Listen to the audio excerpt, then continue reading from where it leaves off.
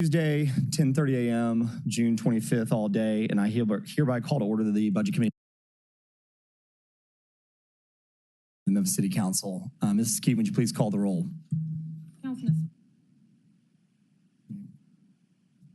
Councilman Smiley. Councilwoman Easter Thomas. Present. Councilwoman Green. Present. Councilwoman Swearingen Washington. Present. Councilman Spinoza. Here. Councilwoman Cooper Sutton. Present. Councilman Warren. Present. Councilwoman Walker. Present. Chair Carlisle. Present. The chair observes a quorum. Colleagues, we have a few items on today's agenda. Obviously, the primary is going to be wrapping up FY24 and solidifying the FY25 budget. With that being said, we're going to start today with a resolution to amend the FY24 operating budget related to the fourth quarter transactions, all council districts sponsored by the administration. There's a request for same night minutes. May I have a motion and a second to hear this item? Move it. Moved by Swearingen Washington, seconded by Walker. Chief Person, the floor is yours.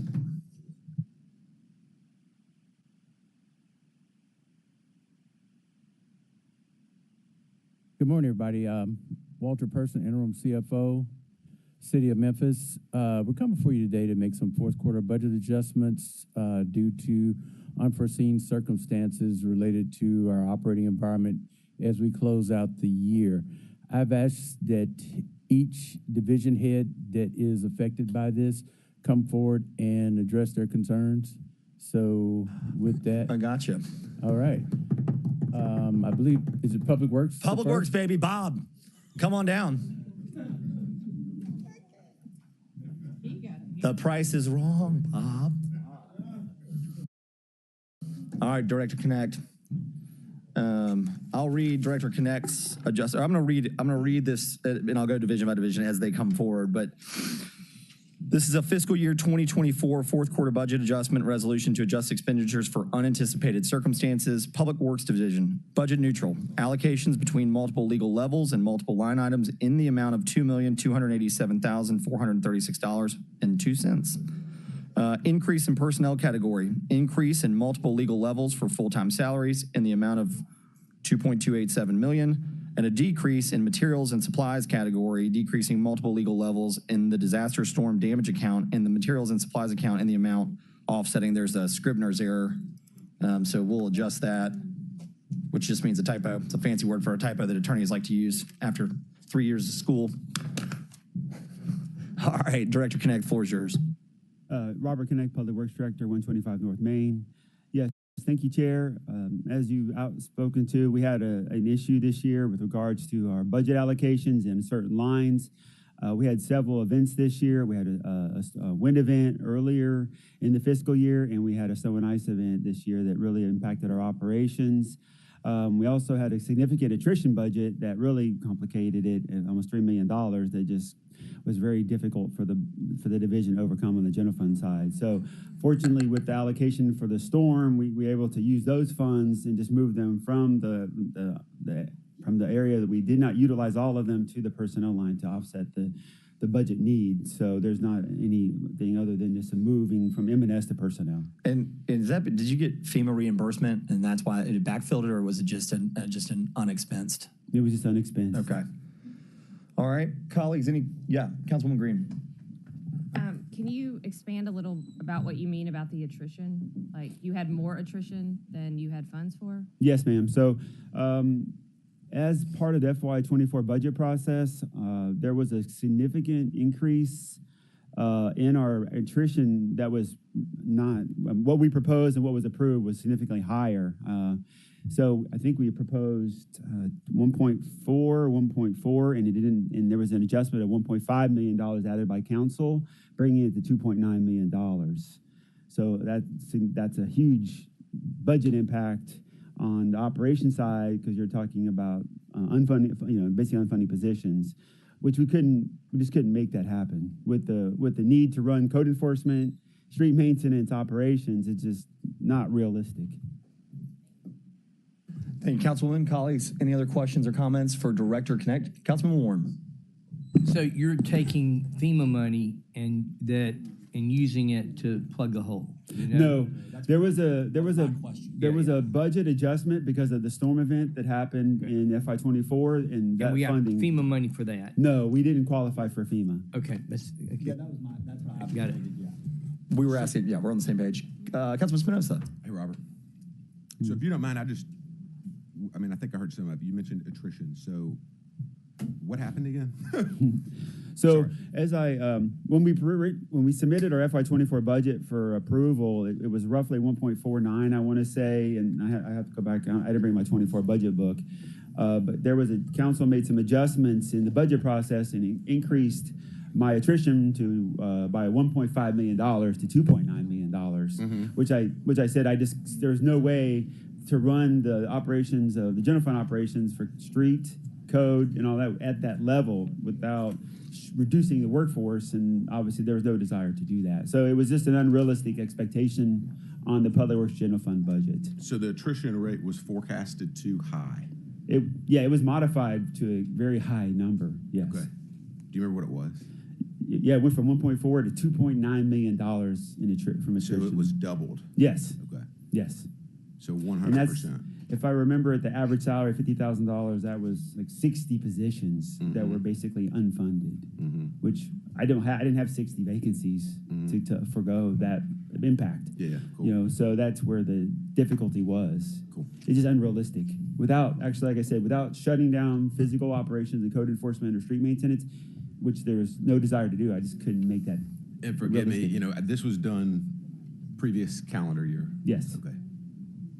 I would never miss a forecast on attrition like that. No kidding. Thanks. All right. Thank you, Mr. Chair. Yeah, great questions. Any other members? All right. Thank you, Director Connect. Thank you. Stay close. Who is taking on? I don't see Nick Walker. Oh, there she is. All right. Next up, we have Parks. I'll read this again into the record. Memphis Parks Division, budget neutral allocations between multiple legal levels and multiple line items.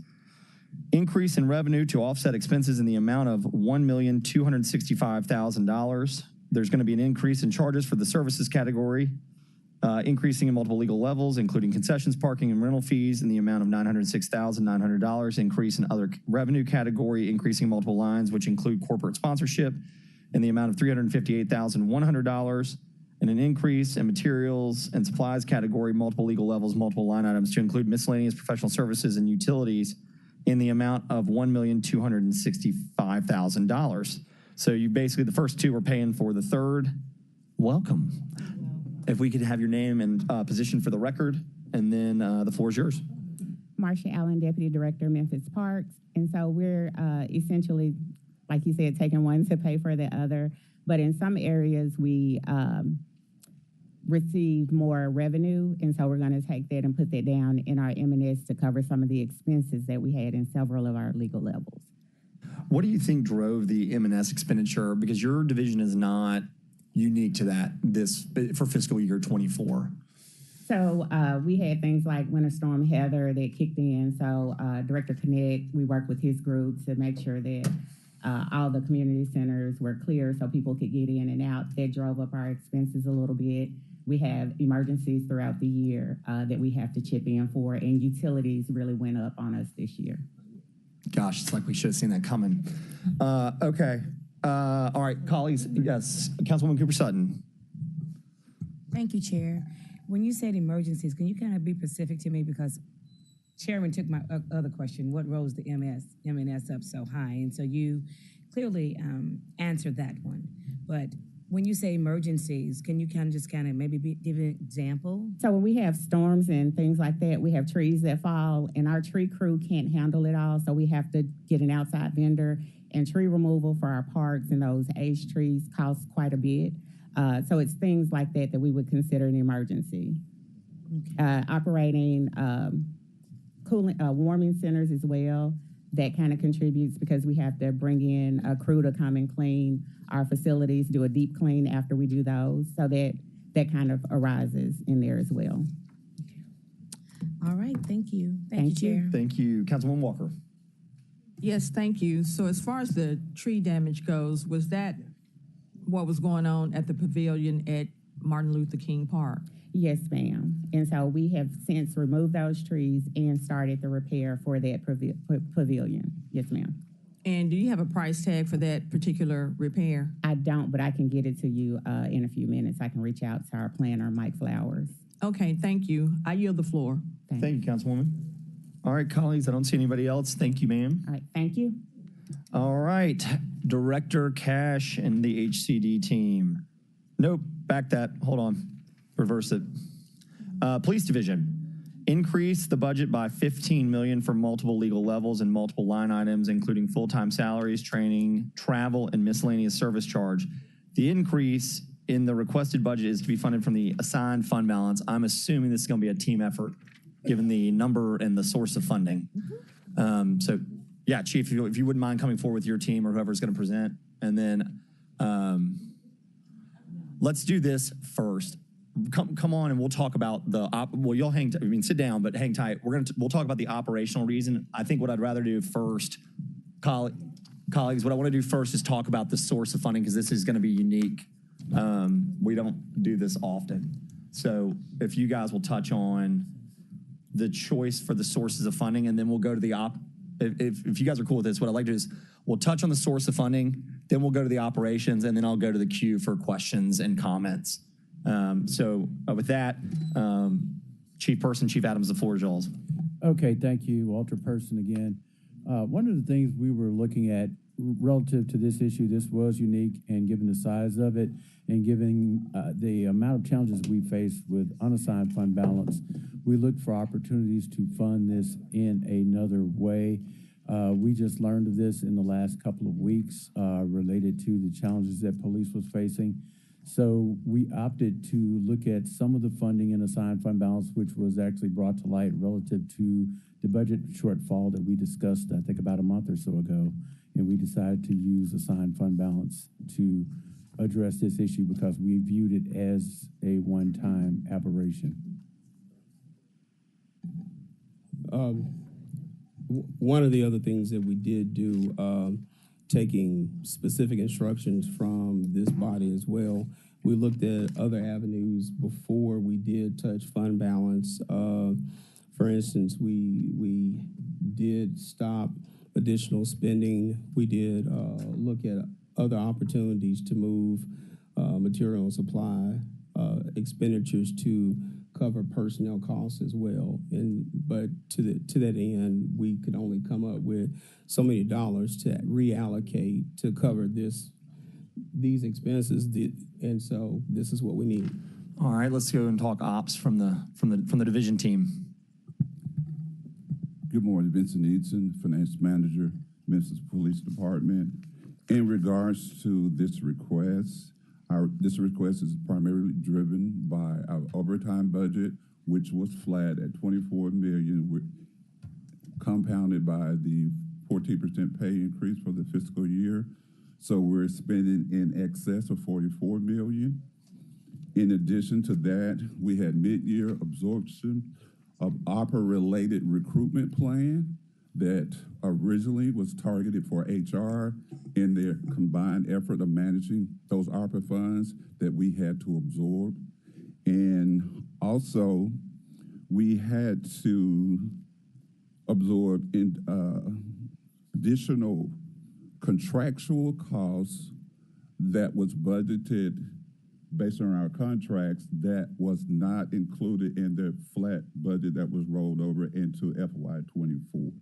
So we had contractual costs, overtime costs, and the pickup of,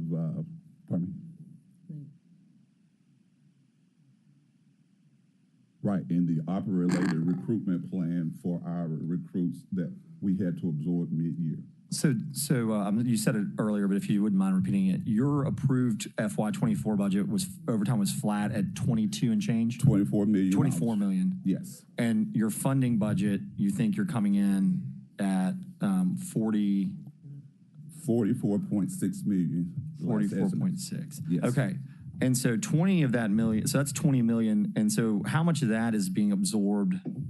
Because you're asking for a $15 million change. And so, we can go to the ARPA and those absorption, but You're already 20 million over your overtime from the approved budget. I guess my question is, where are those other sources coming from to cover that nut?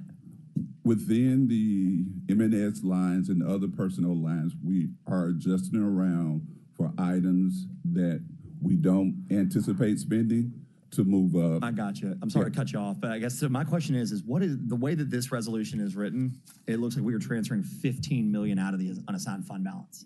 I'm going to read it to you. Increase the police budget by 15 million. The increase, and then it talks about multiple legal levels, multiple line items. Right. But then it says the increase requested is to be funded from assigned fund balance. So, from assigned fund balance. So, what's coming out of the assigned fund balance, and what is coming from legal levels within the division? Very important question.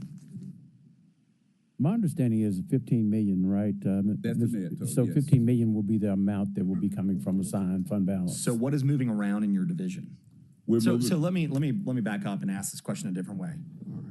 How much are we moving within your league? So every other division has listed out what they're moving, right? If you look at our resolution, I can see, like I just read it, right? So Parks is moving 906,000 from services and 358 from revenue in order to pick up the 1.265 in M&S. You guys have a blanket statement for legal levels and multiple line items, but for the cleanup, there's no I can't track any of that movement.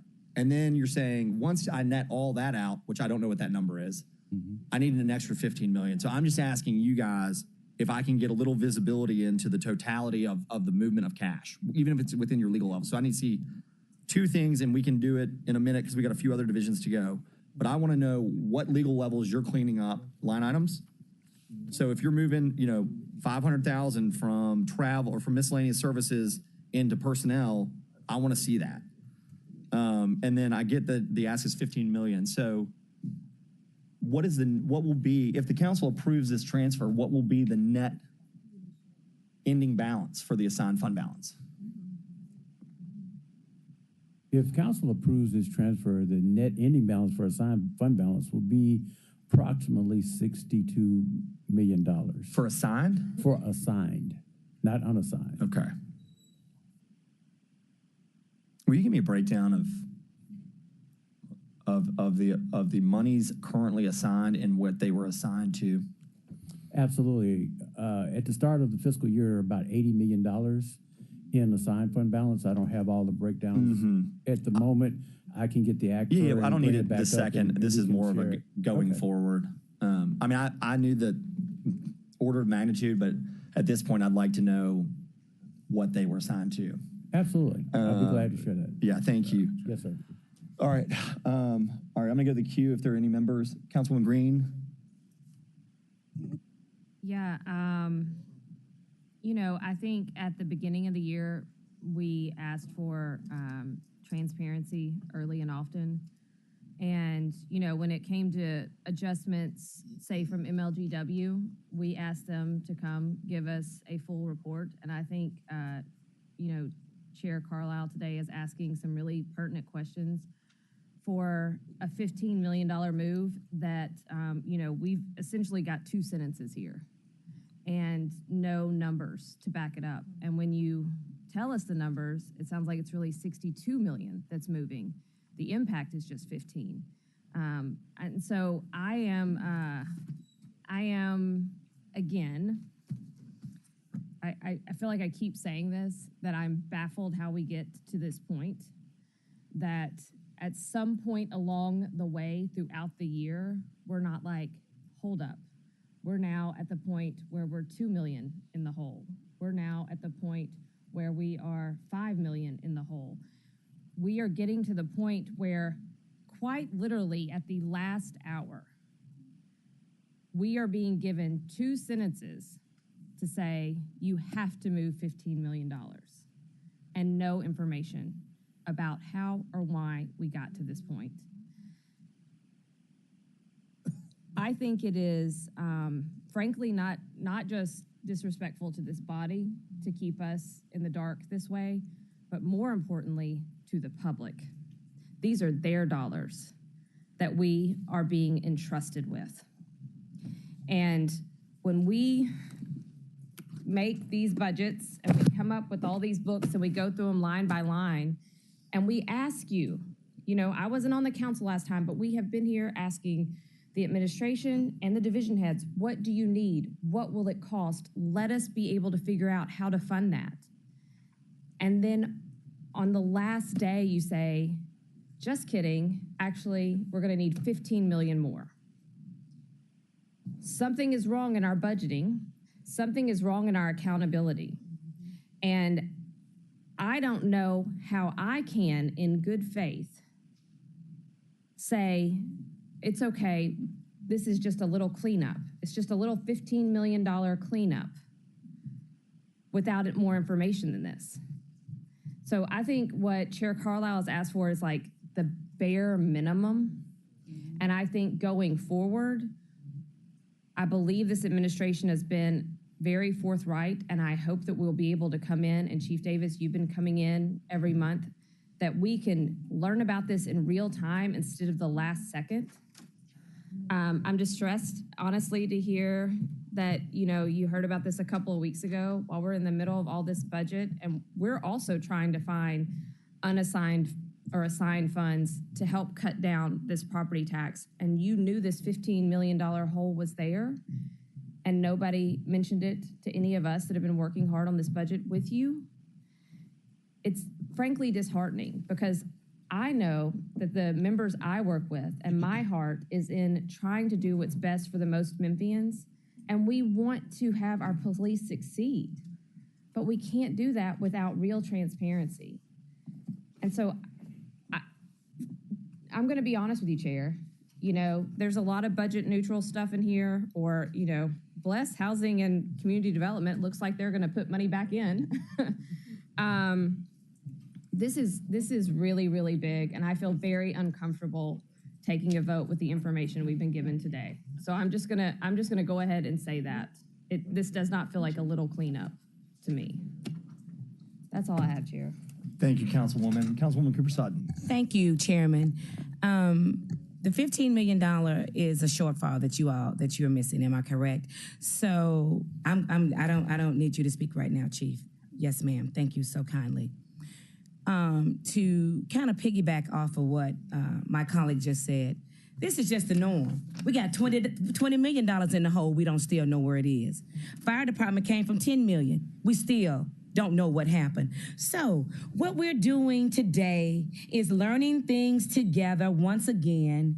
And if it's $15 million you need, I'm not uncomfortable with it, because we've been doing it all since I've been here. Okay? So guess what we're gonna do? We're gonna start out fresh with this new budget. The police need their money, just like every other entity needs their money, with no questions, no accountability, and no oversight. And so the 10 and 20, and now it's 15, that's 5, that's 2, that's 3, that's 4. So, hey, every division needs something. So I think after this year, we're all filling each other out and asking the requests, because some normal things that has been going on for years. And so now we're just trying to get it right together. And it is for the betterment of the city of Memphis. And so I hate to hear that you're 15 million, just like I hated to hear about the 10 million with the fire department, and nothing was said and done. We just gave them the money like that. The 20 million, when I sat in that seat back there and they brought it up, and there's still no accountability how it was spent and where it is. So guess what? I pray and I believe that this council is going to give the police department, Memphis Police Department, that's out there risking their lives every day, what you all need, figure it out, come back next year, come back next time, be open and honest, and we're going to dialogue, because I'm going to be more involved asking the questions. I have the time to do that. This is my full-time job. I yield the floor. Thank you. Thank you. Councilman Warren. Yes, thank you, Mr. Chair. I just want to make sure that I've got this right. We're increasing the budget. That budget is mostly for salaries, the 15 million. That's correct. Okay. And what you're doing is you're going to other parts of the police department where you've been allocated money, and haven't spent it, and we're taking that money from there and using it for salaries. Is that correct? That is correct, sir. So where did you take that money from? Which divisions? Can you just sort of give us a little summary? Well, we took that money from all of our legal levels. In legal level 1, we took $392,000 from personnel and 500,000. We're moving around because our biggest legal level is the patrol level. And that was the level that had the biggest deficit. That's where we spend most of our overtime money. So we had to move from the other legal levels to cover. When you that. say legal levels, help us know what that means. Our budget is grouped in categories. And all of ours, different cost centers. And normally you think legal levels, people think lawyers. Okay, so it's a different term. So explain legal level in lay language. Actually, it's the terminology has been used in the police department, but it's actually a cost center. The different cost centers in the police department, and what Mr. Easton is trying to explain is that towards the end of the year, we realized that the raises that weren't budgeted for really increased our personnel line with our overtime, with the exorbitant amount of overtime as well. And some of the costs that we incurred from where HR was carrying some of our costs, we ended up having to take on that cost at the last minute to help normalize things that were part of the operation. Okay, so I've got that now. So 15 million you found in other parts of the department, correct? In other cost centers? The 15 million is our net ask. That's above our approved budget. Yes. So you're asking for us to give you an additional 15 million, not permission to move things around. That is correct. We moved everything around that we could. All right. Thank you, Mr. Chair. Thank you. And if you guys can, cycle that information here. Councilwoman Logan. No, I'm sorry, Councilwoman Swearingen Washington, then Councilwoman Logan. Thank you, Chair. How much of the 15 million includes the travel? Not much. The majority of this is for personnel. And then the salaries of the positions that were not, that have been over 18 months, how much was that? I don't have that exact number. We can get that for you. But what we did in all positions where we had unspent money, all of that money was moved to the patrol level to make sure that we could cover that deficit. That was our largest deficit. That's where most of our overtime is spent from. So, but you all had given a figure yesterday of how much.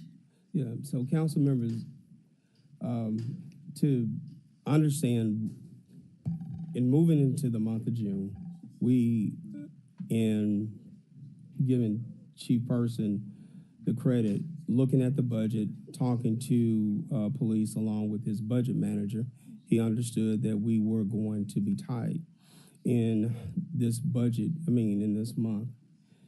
What police and the budget office did was they worked to move money around to cover their payroll. In taking direction, which is appropriate from this body, we looked to move and address our shortfall using the vacancies. Police has a $39 million attrition number, which exceeds their vacancies. One of the things that you're asked to do today is to cover for a number that is not $1. You are also covering for a overtime expense that was kept flat in a budget. Which is just incredible because to the point, when you can't have a flat overtime number and raise salaries 14%. Yes. That's impossible. And so what we were trying to do is to look at those vacancies to draw down. But when your attrition number is so high, you don't have that availability because you then will be underfunded. You're going to go in the negative And then we'll get that call again from the comptroller's office. And that's what we don't want. So we moved as much money as we possibly could. And that is to cover the month of June. So these couple of weeks began the first week of June. So we can call, text, whomever we like. But this is what happened to us. And this is what we brought here to you for us to resolve.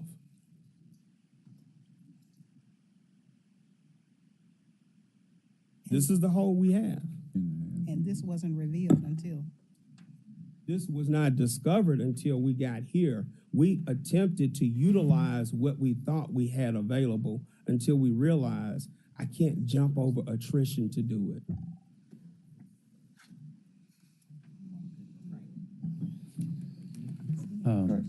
Yep, go ahead, Chief Person. Just to add on to Chief Adams' remarks, I think it's important to note as we go through this process that we do bring things to council's attention as soon as we can conceivably understand and discover them. It's our duty as officers of this administration to try to address the problems internally via black lines, via red lines, to move money, as the chief and her financial administrator has pointed out, to address the problem. Once we discover we cannot address the problem, it's further our duty to bring it before this body to address, which is the process that we've tried to follow. It's important to realize that this administration came in January. This last budget was approved in June of 2023. So there's a period of time that we're addressing issues that we have in part not had a full hand in creating. So as we go forward, we want to do the best we can, and we're living by the guidelines of transparency. We're living by the guidelines of honesty. We're living by the guidelines of integrity. It's regretful that some people on this body don't feel that that is the case, but that is part and parcel of who I've been for more years than I care to name. And that's the way we're approaching you today. So I have a red line here. I have now been apprised of the resolution and I can speak to it. I'm sorry that it did not contain the detail in the body of the document that you require, but I will address that forthwith. Thank you. Thank you, Chief Person. I appreciate the relationship and the candor, and I agree with you. I've got Councilwoman Logan and then Councilman Spinoza. Thank you, Chair, and thank you all for your transparency at this point. My concern is that for moving forward, I know you've explained and articulated where we are and somewhat of how we got here. I know this was an issue that began before you actually took that role, but I'm sure, but you all were here, but you weren't in that role. My question is, and maybe at our next meeting, at our next committee meeting, I would like to know from you all, what is the plan moving forward? I really would like to make certain that whenever anybody comes to ask for any money, move any money, do anything, that there's a sheet attached with it of, stating where you are in the budget, how this is going to affect the budget, and, we can, because we'll have to move through next year building together and being totally transparent and forthright, and not to say that anyone hasn't been honest, but there has not been laser focused on the budget from somebody who is responsible for being laser focused. And we have to take somewhat of, responsibility as well. So we definitely will be laser focused on the budget and the process and looking. And so whenever anybody comes, they're going to need to bring that. How is this going to impact the budget? Where are you in it? How much you have left?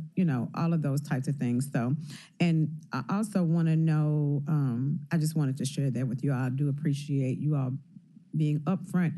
And I know you all are working on how we're going to move forward, so we'll never be here again. And we'll hear that plan, I'm sure, after budget at our next meeting. And the police department, the patrol overtime, we saw that happening and coming. It didn't just happen all of a sudden. So what caused you to continue, and what are you going to do? What changes are going to be made that will allow us to account for the uptick in need for it? Because I don't think there's going to be a reduction in the need for patrol. I know you created a different shift, or you got rid of a different shift, and did that impact it? And if you could just kind of speak to that briefly. I can. Several things impacted our budget, including the increase last year. But the police department has never been budgeted for overtime since I've been here, and I don't think in the past. Am I correct? Am I correct? You are correct. Our overtime is upwards of $24 million a year. So over the years, the department has moved money internally, especially utilizing funded vacant positions. This year, we've asked and worked with the administration to have a clean budget so that we could have a clear picture, not just for us, but for this body and the community, of what the police department actually operates off of annually. We know that there were increases in salary, and we projected the amount for the overtime per quarter so that we could ask for that during this budget. We did that. That is in the budget. So we expect this year that we will be able to manage an amount of money in overtime that won't exceed by the fourth quarter of the year of what we are budgeted for. Okay, Yes. all right.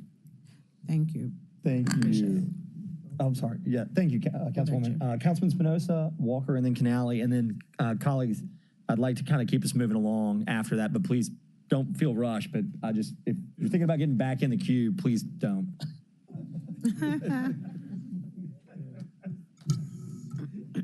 Is it me? Yes, sir. Sorry. Thanks. Yes, sir. I didn't think I was going to say any of this today. Councilwoman Green made comments. I mean, we've got a 55-cent tax increase on the table. We were notified of this last night at 10:15 p.m. I guess that's when I got this. I was told yesterday that the mayor had 8 votes, and I don't know if, I wasn't one of them, and I'm still not one of them, and I don't know if any individuals that were planning on voting for the budget still are after hearing this today. This is essentially a $30 million swing.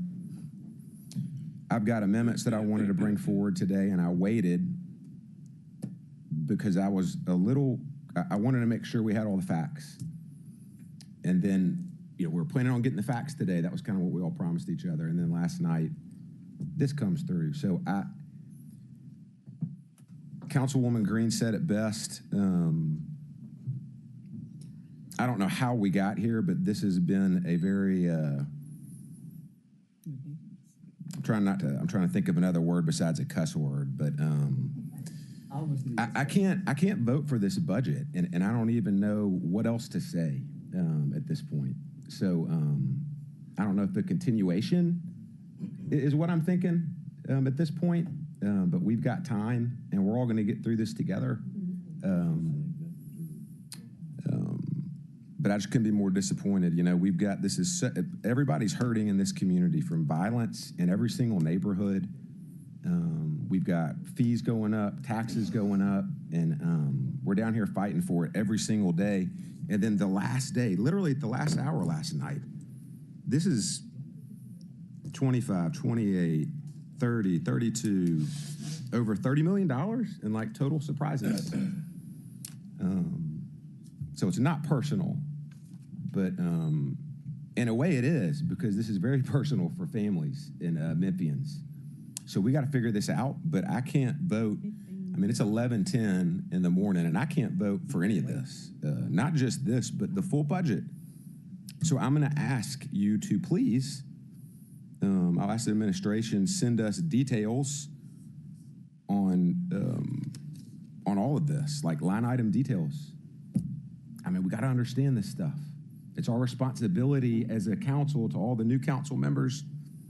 And I'm not acting like I know everything, but this is my fourth budget. And this is just, we've got to be better and demand better for our constituents. So let's get through it together, but it's almost 11 a.m. on a budget day. And I'm thinking that I'm going to request for a continuation of the budget. And I didn't even think that was, I came in optimistic today, and I don't even know what all that entails, but I'm going to find out during the break. Thank you, Mr. Chair. Thank you for your comments, Councilman Spinoza. Councilwoman Walker, floor is yours, ma'am. Thank you, Mr. Chair. I concur with many of the sentiments that have already been shared. And if I may take liberty, I want to deviate from this script just a little bit. This is sad, but to me, what's even sadder, is that a word, sadder? Thank you. Two words that I have not heard spoken since earlier this year, and that's crime lab. And maybe that doesn't fall directly under our purview, but moving forward and not waiting until next year, as a body, we need to think about what it's going to take for us to get a crime lab. And I have a question. My question is, if you know, if you don't know, that's fine. But what is it costing the department for us not to have a crime lab in Memphis?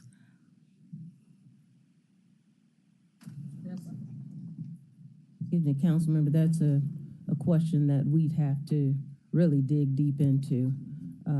The crime lab has number of functions that right now we are farming out to different locations to include travel and so on.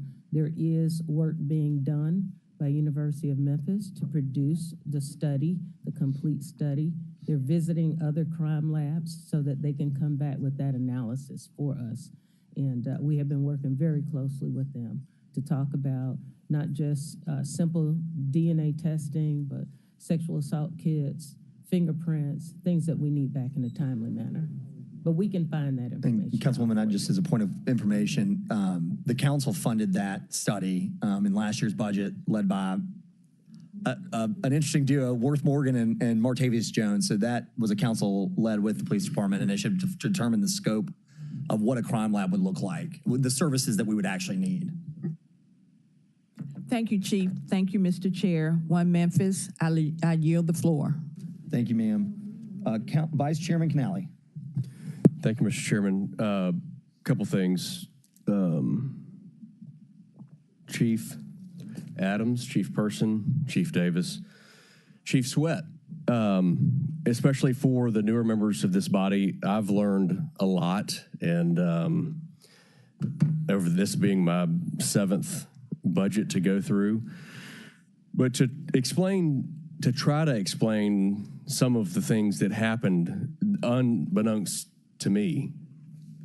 Colleagues, last year we adopted a fire budget of $206,544,663. They were funded at $201,353,923, a delta of $5,190,740. It's $5 million Chief Sweat thought she had that she didn't. So if you're wondering where part of that $12 million came from, that's where it is. To my knowledge, and I don't think I missed a meeting, that was never brought back before this body. Police were approved a budget of $299,458,505. They were funded at $305,813,356. And I'm not saying that negatively because I support the police 100%. And I'm not faulting you, Chief Davis, for why or when the money was moved around. But we budgeted, I mean, I take ownership in this because I voted for the budget, overtime of But it goes to show that and this year has made me look deeper into every category, but a budgeted overtime of $24,206,706 when we closed out FY23 with $35 million in overtime. So why do we think there's going to be a $10 million drop in overtime when we continue to bleed officers on a monthly basis and increase salaries? So I don't want to belabor the point. I know that you all, the two of you especially, have taken the brunt end of this, and I'm not blaming you, but unfortunately you've taken a lot of the hits for something that happened when you were not in your respective roles. But, colleagues, so this goes to show you that where some of the confusion, why we're in the position that we're in, why things are coming at the 11th hour, because money was moved and not by this body, which I'm pretty sure it has to be, since we are the fiscal agent. So with that, Mr. Chairman, I conclude. Yeah, I mean, I'd love to spend time diving into this more, and I think I've tried to keep the budget season looking to the future, and I think Chief Adams, Chief Person, and all the division directors, but it's getting to a point for me, and I think eventually for this body, because it's, kind of at if a member requests it, so be it, but as far as the audit committee, you try to be respectful of people's service, but when you have a small group of individuals that believe that they are above the rules laid out by the charter and the state constitution, making decisions in a room because they think that they're the smartest or they have a mandate or they'll be out of here in a few months. At this point, I think the city of Memphis, both as an entity, its employees, and the citizens have the right to know how we arrived here. And I intend to discuss that with our attorney. The question that is yet to be answered, generally speaking, is how invoices were incurred in items like materials and supplies, which would be professional services contracts and materials and supplies, right? It's kind of like, businesses run net 30, net 60, net 90, and it seems like we just decided to incur bills and figure out who's going to hold the bag after the fact. Or that accounting features like attrition, which are they're paper tigers is what we call them, were utilized in order to have an administration walk out and champion a book this thick of accomplishments and a no tax increase. And so if you're sitting out there and you're wondering, hey, like we did it over 8 years, you didn't. You didn't do it. You utilized paper ledger entries and journal and accounting features in order to have some false champion. And anybody that says that administration did it the right way is wrong. Now, I will say this. I think that the Strickland administration inherited a very bad book of business themselves, and they did a lot to work through fiscal responsibility. But I think that got twisted at the end by this blinded vision of, wow, wouldn't it be great to show everybody how brilliant at the basics we are at running a lean budget that delivers good services. I'll let the public determine whether they felt like they got that. But what I know is that we didn't run a good budget. We manipulated, and I say we, the prior administration manipulated that budget. And whether it was intentional or not, we need to find out. Now, I don't know that we will because people have left, they're gone, et cetera. But I think the citizens of Memphis deserve the right. This body is obligated to figure out. But eventually, to a point, we have to move forward as well. So that's a lot more than I planned on saying, but it's just where we are. Anyway, Councilwoman Swearingen, Washington, Warren, and then I'm cutting off the queue. Okay. Thank you. Quick question. Is there a financial control in the accounting software to alert you of the high levels of spend, or is it left up to each division to report to finance? Yes, ma'am. We do have an electronic control that governs expenditures within the general fund. And so what happens when there's a high level of spend? Do you communicate with them? Currently, we come back before this body to follow the dictates of state as well as charter laws to ask for additional funding.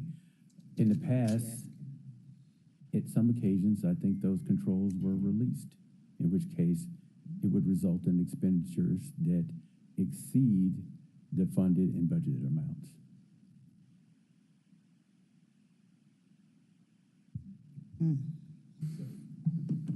But I will say this, internal protocol and procedure, the finance office would typically meet with the divisions and talk to the divisions and go over the finances. And then, of course, there have been occasions to Chief Person's point.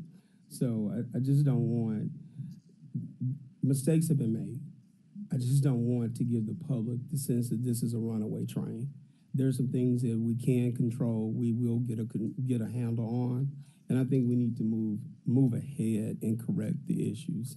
Belaboring the point of what happened, to the chairman's point, and I think to Vice Chair Ford Canale's point, we owe it to the public as to how we got here, but I think to lay in it then allows us to just continue to remain dirty. Let's move forward. You're right, and that is the most appropriate question.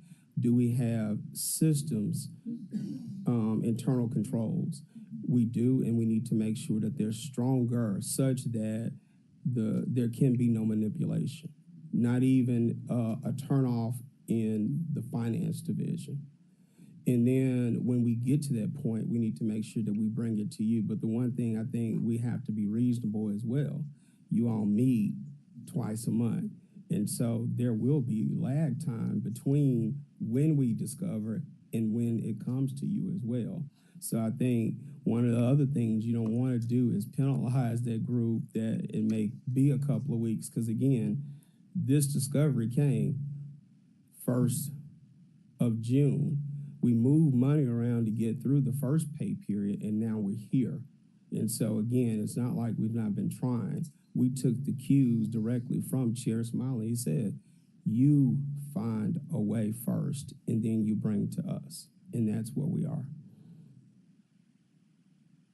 Thank you, Councilwoman. Councilman Warren. Thank you, Mr. Chair. So, looking at this, I think we all know that we've had a real need for increased overtime.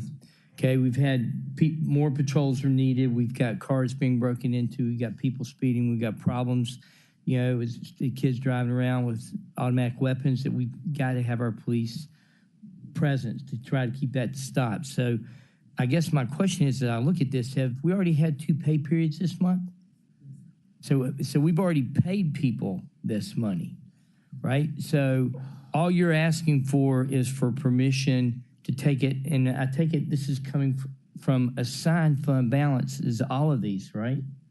So No, it's some are not, is it affecting our unassigned balance is what I want to know. It all matters. So, I don't, I mean, no, I'm going to answer your question. It all matters. So assigned, there are 4 fund balances: assigned, unassigned, committed, and restricted.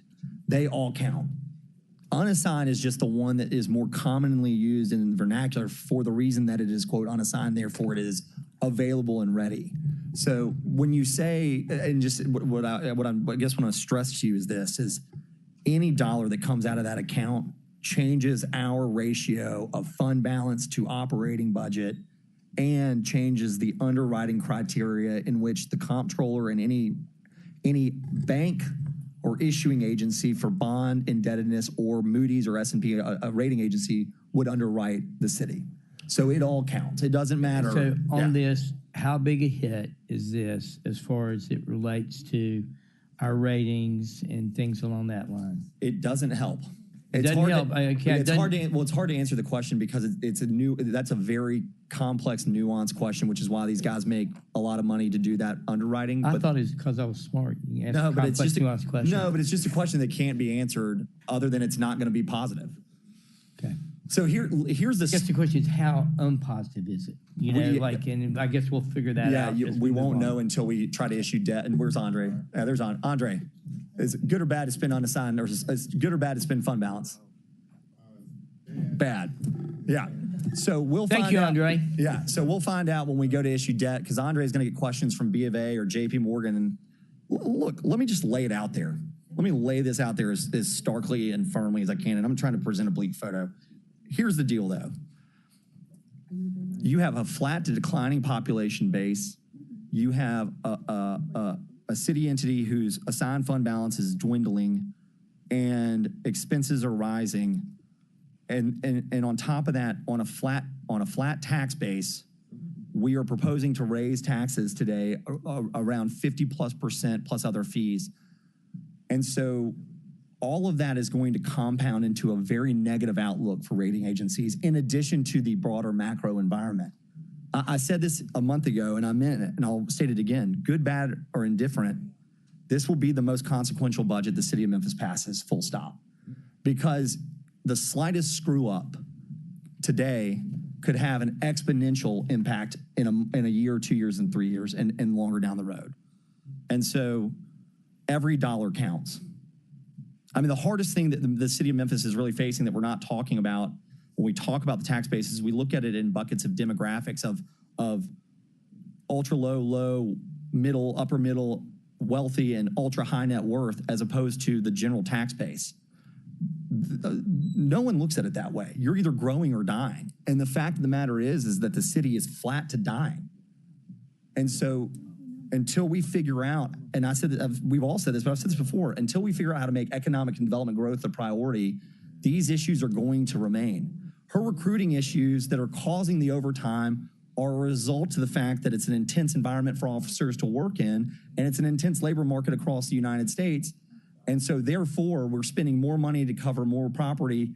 And you go back to the poverty side of things to cover more blighted property, more issues with crime that follow those things. So it's a vicious cycle, which means this budget is that critical.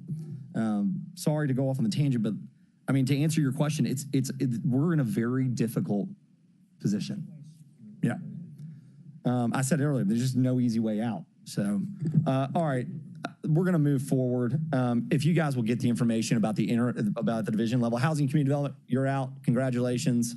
150 the bottom line. We're going to move on to fire services. Anybody in the all other divisions, it's 300 grand. We're going to move on from that. But if Chief Sweat, if you'll come forward, I'm going to read this for the record. Fire Services Division. Budget neutral allocations between multiple legal levels and multiple line items or budget allocations with increases in the amount of $4,381,415. Increase in full-time salaries by $4.38 million. The increase in the requested budget is to be funded by revenues from the ambulance services, which is a service category.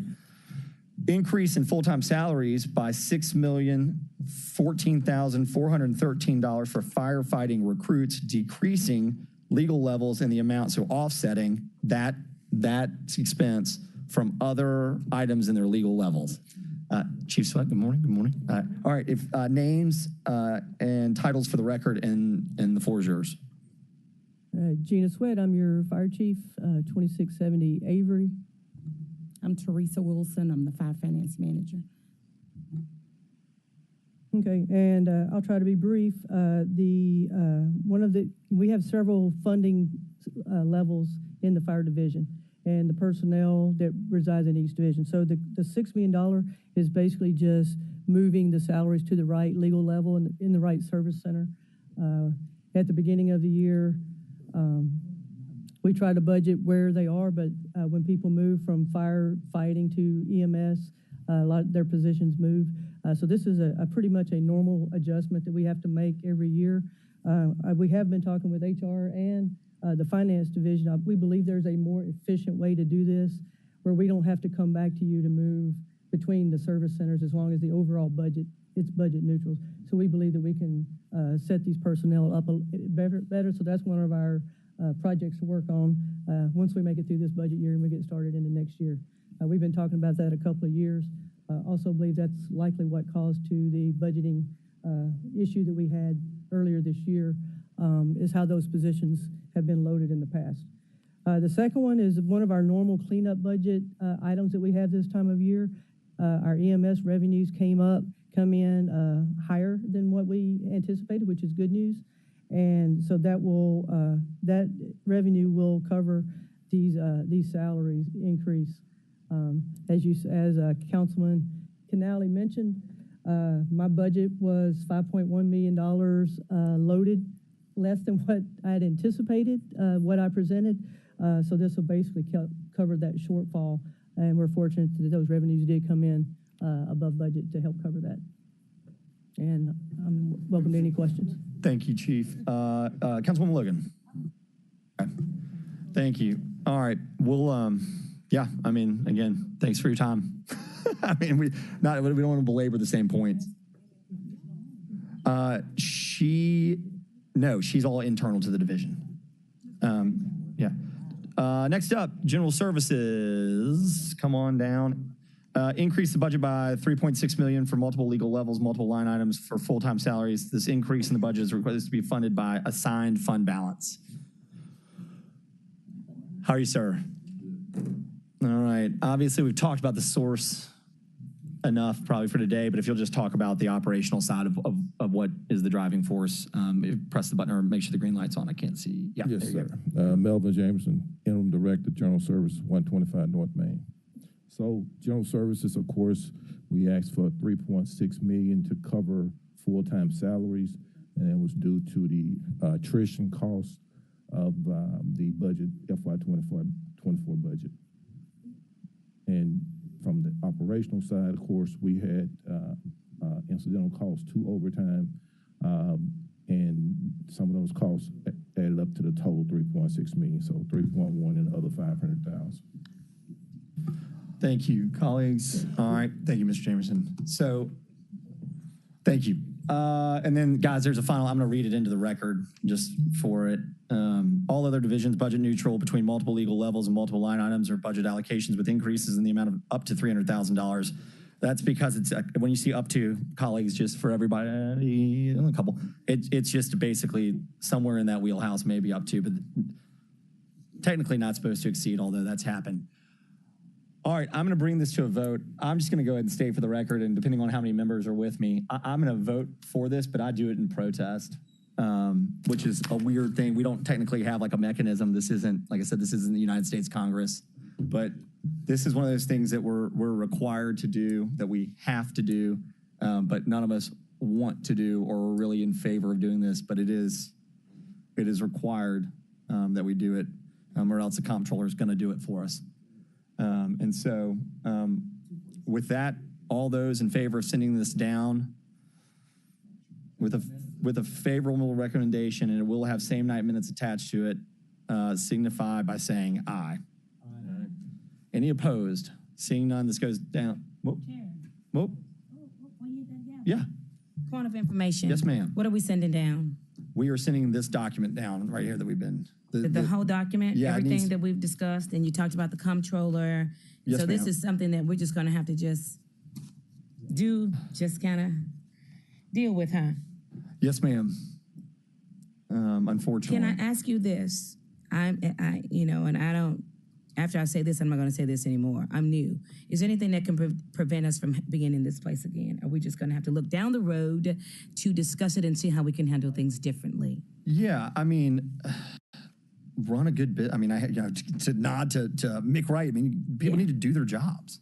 Okay. I mean, it's truly that simple. I mean, okay. And for us as the council, this is Brooke, Ashley, Meredith, and Brianna have all been aides to me over the time period, and they've had to listen to me complain and moan about committee agendas and schedules. And look, one of the things I've loved about serving on this body is the fact that you get to learn from other people with different perspectives, different life experiences, and the idea is that you grow as a person, you grow as an elected leader. And I feel like a lot of us have done that in our time and look forward to doing it further.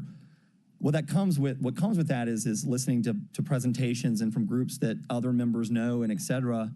But the most important thing that I would say is as a body, the thing that we can do is we get bogged down by the squirrel running across or a $50,000 line item.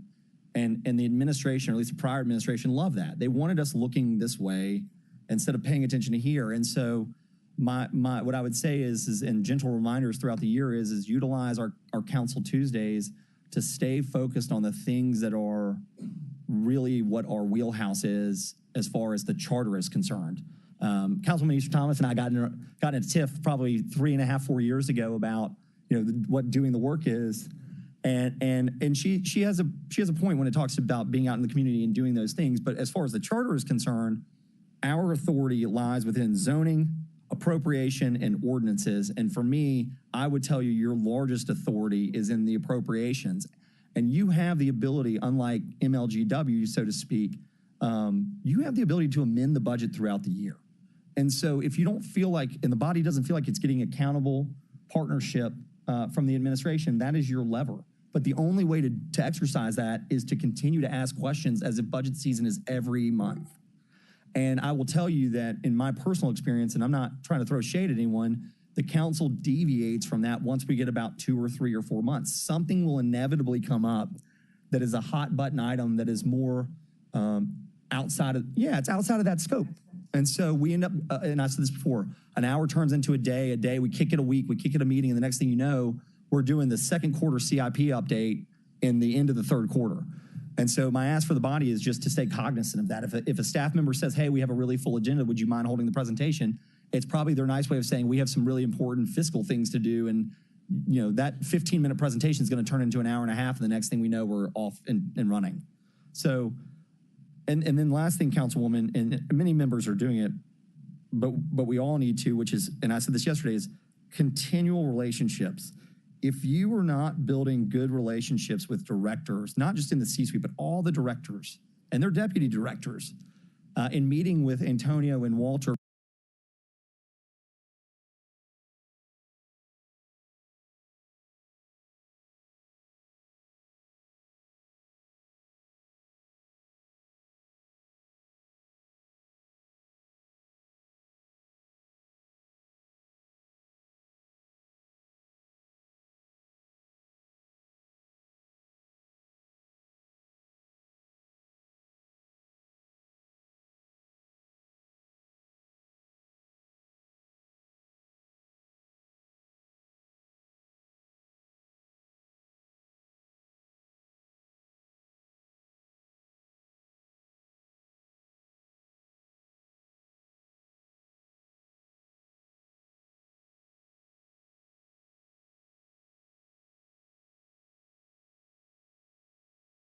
and sometimes they don't.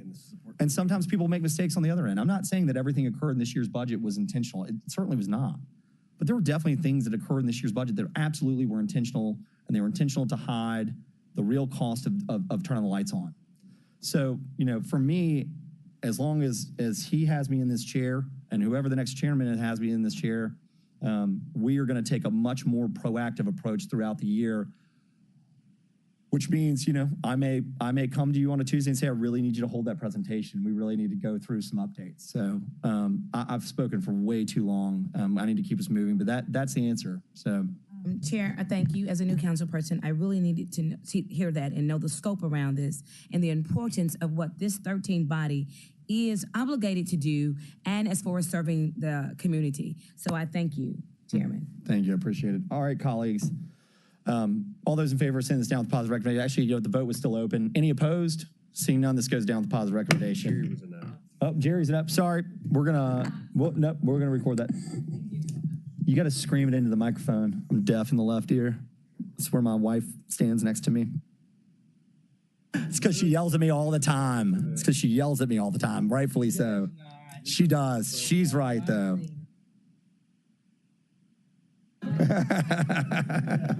Amen to that. Golly, Liz's gonna tell me she saw Edmund say that. All right, little levity in a tough day. All right, colleagues, let's do this. We've got 20 minutes. I've got a resolution that I would like to hear from Councilwoman Swearingen Washington. It's a resolution to allocate and appropriate $250,000 from the FY24 general fund expenditures. If I could have a motion and a second to hear this item. Moved by Ford, seconded by Logan. I'm going to set the stage really quickly before she goes into it so everybody understands why and what happened here. Two things happened. In last year's budget, we set aside this money specifically for District 4 for community opportunities and engagement. It looks like a lot of these groups kind of expand out, which I really appreciate the councilwoman doing. One of the reasons that this occurred is that there was an appointed member that went and appropriated a bunch of funding that came out of the grant that would have gone to Councilwoman Swearengin Washington. So this is an opportunity. And so this is a 24 cleanup for her. So I just wanted to explain when everybody's like, hey, where did this money come from? That's what happened. And so she's cleaning up that fund expenditure. With that being said, Councilwoman Swearengin Washington, the floor is yours. I think you summed it up beautifully. All right, colleagues, any questions or comments? All right. This also, without objection, will have same 9 minutes as an FY24 cleanup. All those in favor of sending that down, signify by saying aye. Aye. Any opposed? Same rights and privileges. Seeing none, this item goes down with a. Liz just texted me. Thank you, Edmund. She saw that. She is. My wife's listening. She wants to know what she's coming home to. We have a good relationship. All right. Moving on. We have 19 minutes before we move into an attorney-client. I'm prepared. All right, here's what we're going to do. We're going to begin the CIP. We may have to bridge it because the minute Alan Wade walks through that door, I'm going to get us into attorney-client, and I don't want anybody to be upset with me when that happens. So with that being said, that deals with FY24, assuming nobody's got a last-minute invoice. And we're going to move into, sorry, I'm pulling my agenda.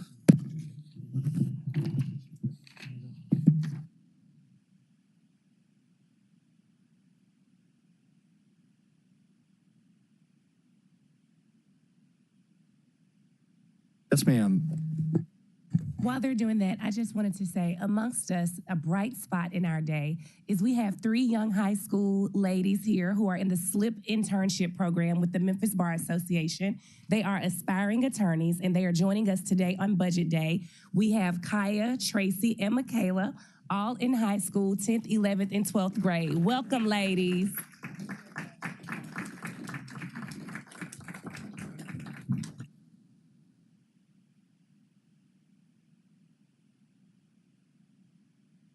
All right. I'm going to change. I know me and the body pretty well. If we start CIP, there's no way we're going down to 12. So here's what we're going to do. We have an attorney-client in 15 minutes that probably is going to take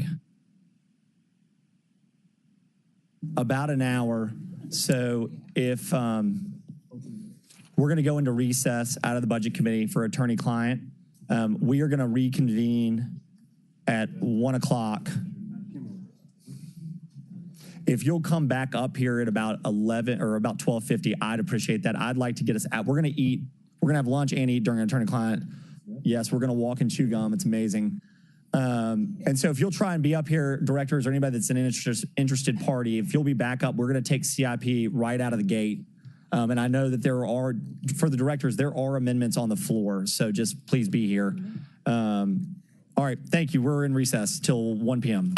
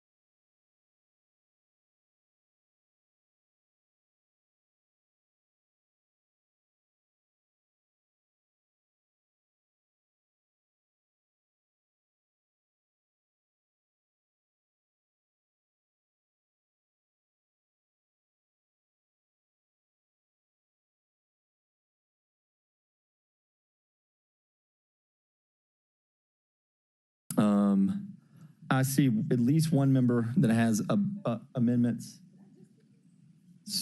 I think maybe from yesterday. No,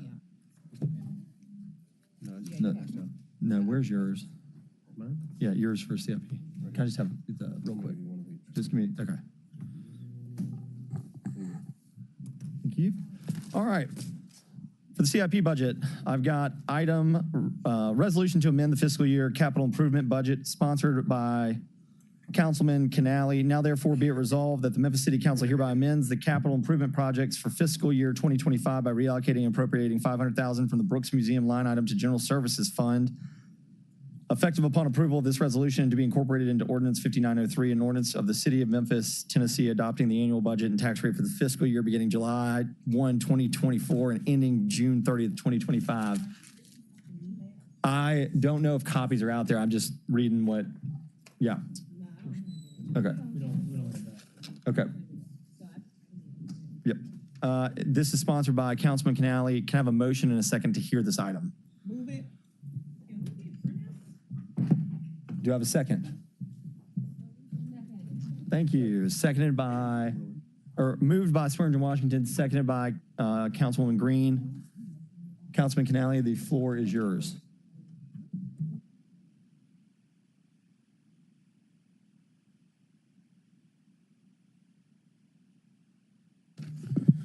Thank you, Mr. Chairman. Colleagues, I'm making 3 budget amendments in CIP. As the chair stated, the copies are coming.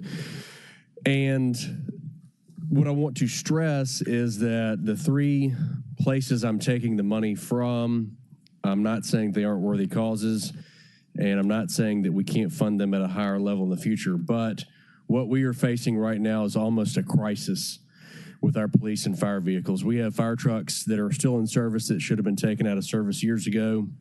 We have police officers waiting in precincts that can't hit the streets because there aren't enough police cars to go around.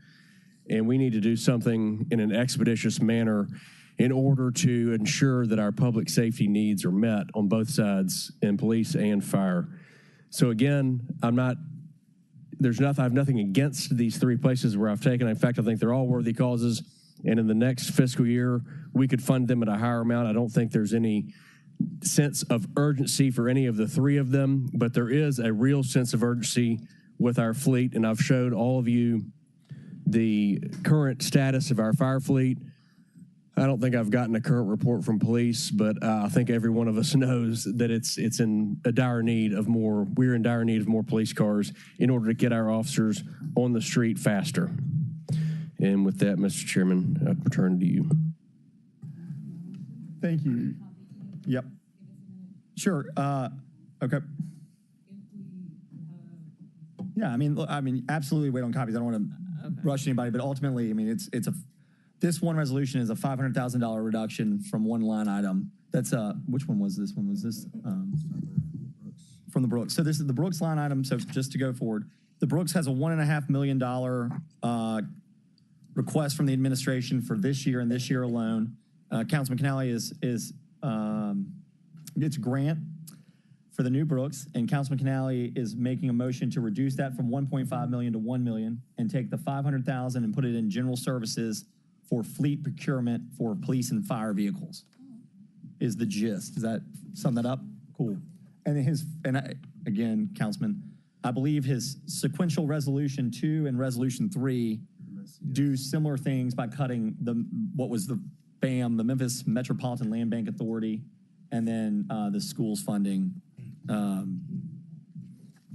those resolutions haven't come up yet. So right now, the only thing before the body is the Brooks, cutting Brooks from 1.5 million to 1 million, and taking the 500,000 and giving it to general services. Thank you. So with that, I'll go to the queue. If there's any members that would like to speak on this item. Yep, let's go. Let me start at the end. Easter Thomas, then Green. Thank you, Chair. Do we have anybody from police and fire to talk about this? Yes, ma'am, we do. Would you like to speak to both chiefs, or is there one in particular? Whichever chief would like to speak. All right. Yes, ma'am. I'll wait till y'all get up there.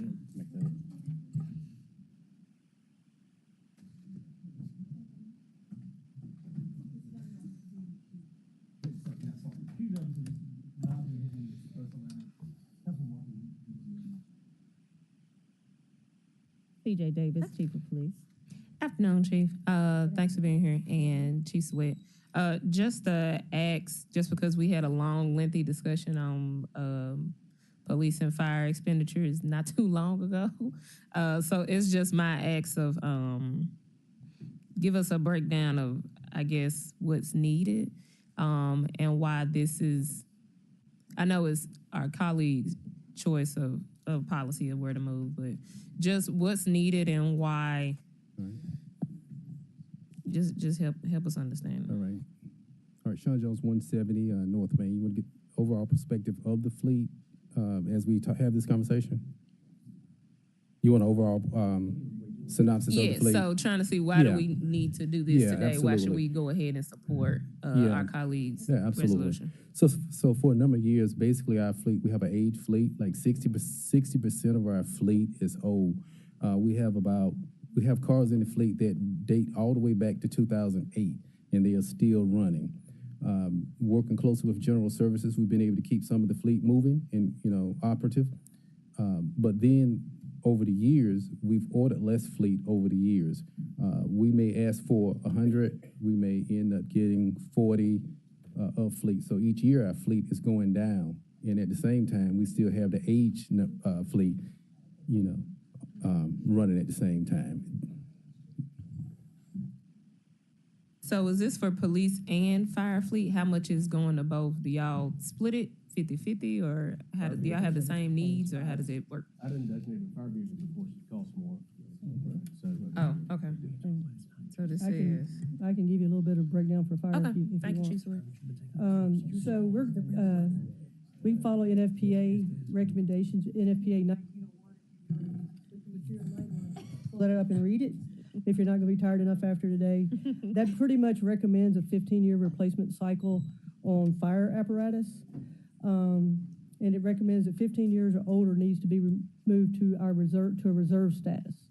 Okay. So we have our frontline fire engines and trucks, and then we have a number of reserve apparatus for when they are in for repairs and things like that. So currently, we have engines and trucks. I think I've explained that before. The trucks are the ones that have the big ladders on them, and engines carry water. Yeah. We have 55 frontline engines. Currently, we have 18 of those that are over 15 years old. And we have 3 on order.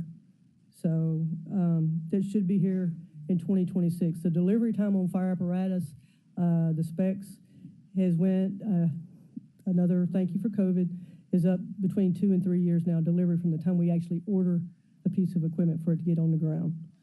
The trucks or the aerial ladders, we have 23 frontline of them, and 13 of them are over 15 years old. We also have 3 of those on order. So when those get in sometime in 2025, we would still have 10 aerial trucks out of the 23 that are over 15 years old now. As far as ambulances, those are a little bit different. Those aren't governed by NFPA, but there is a state requirement as far as the maintenance on them. The state recommends 7 years or 300,000 miles. We currently have 35 frontline ambulances.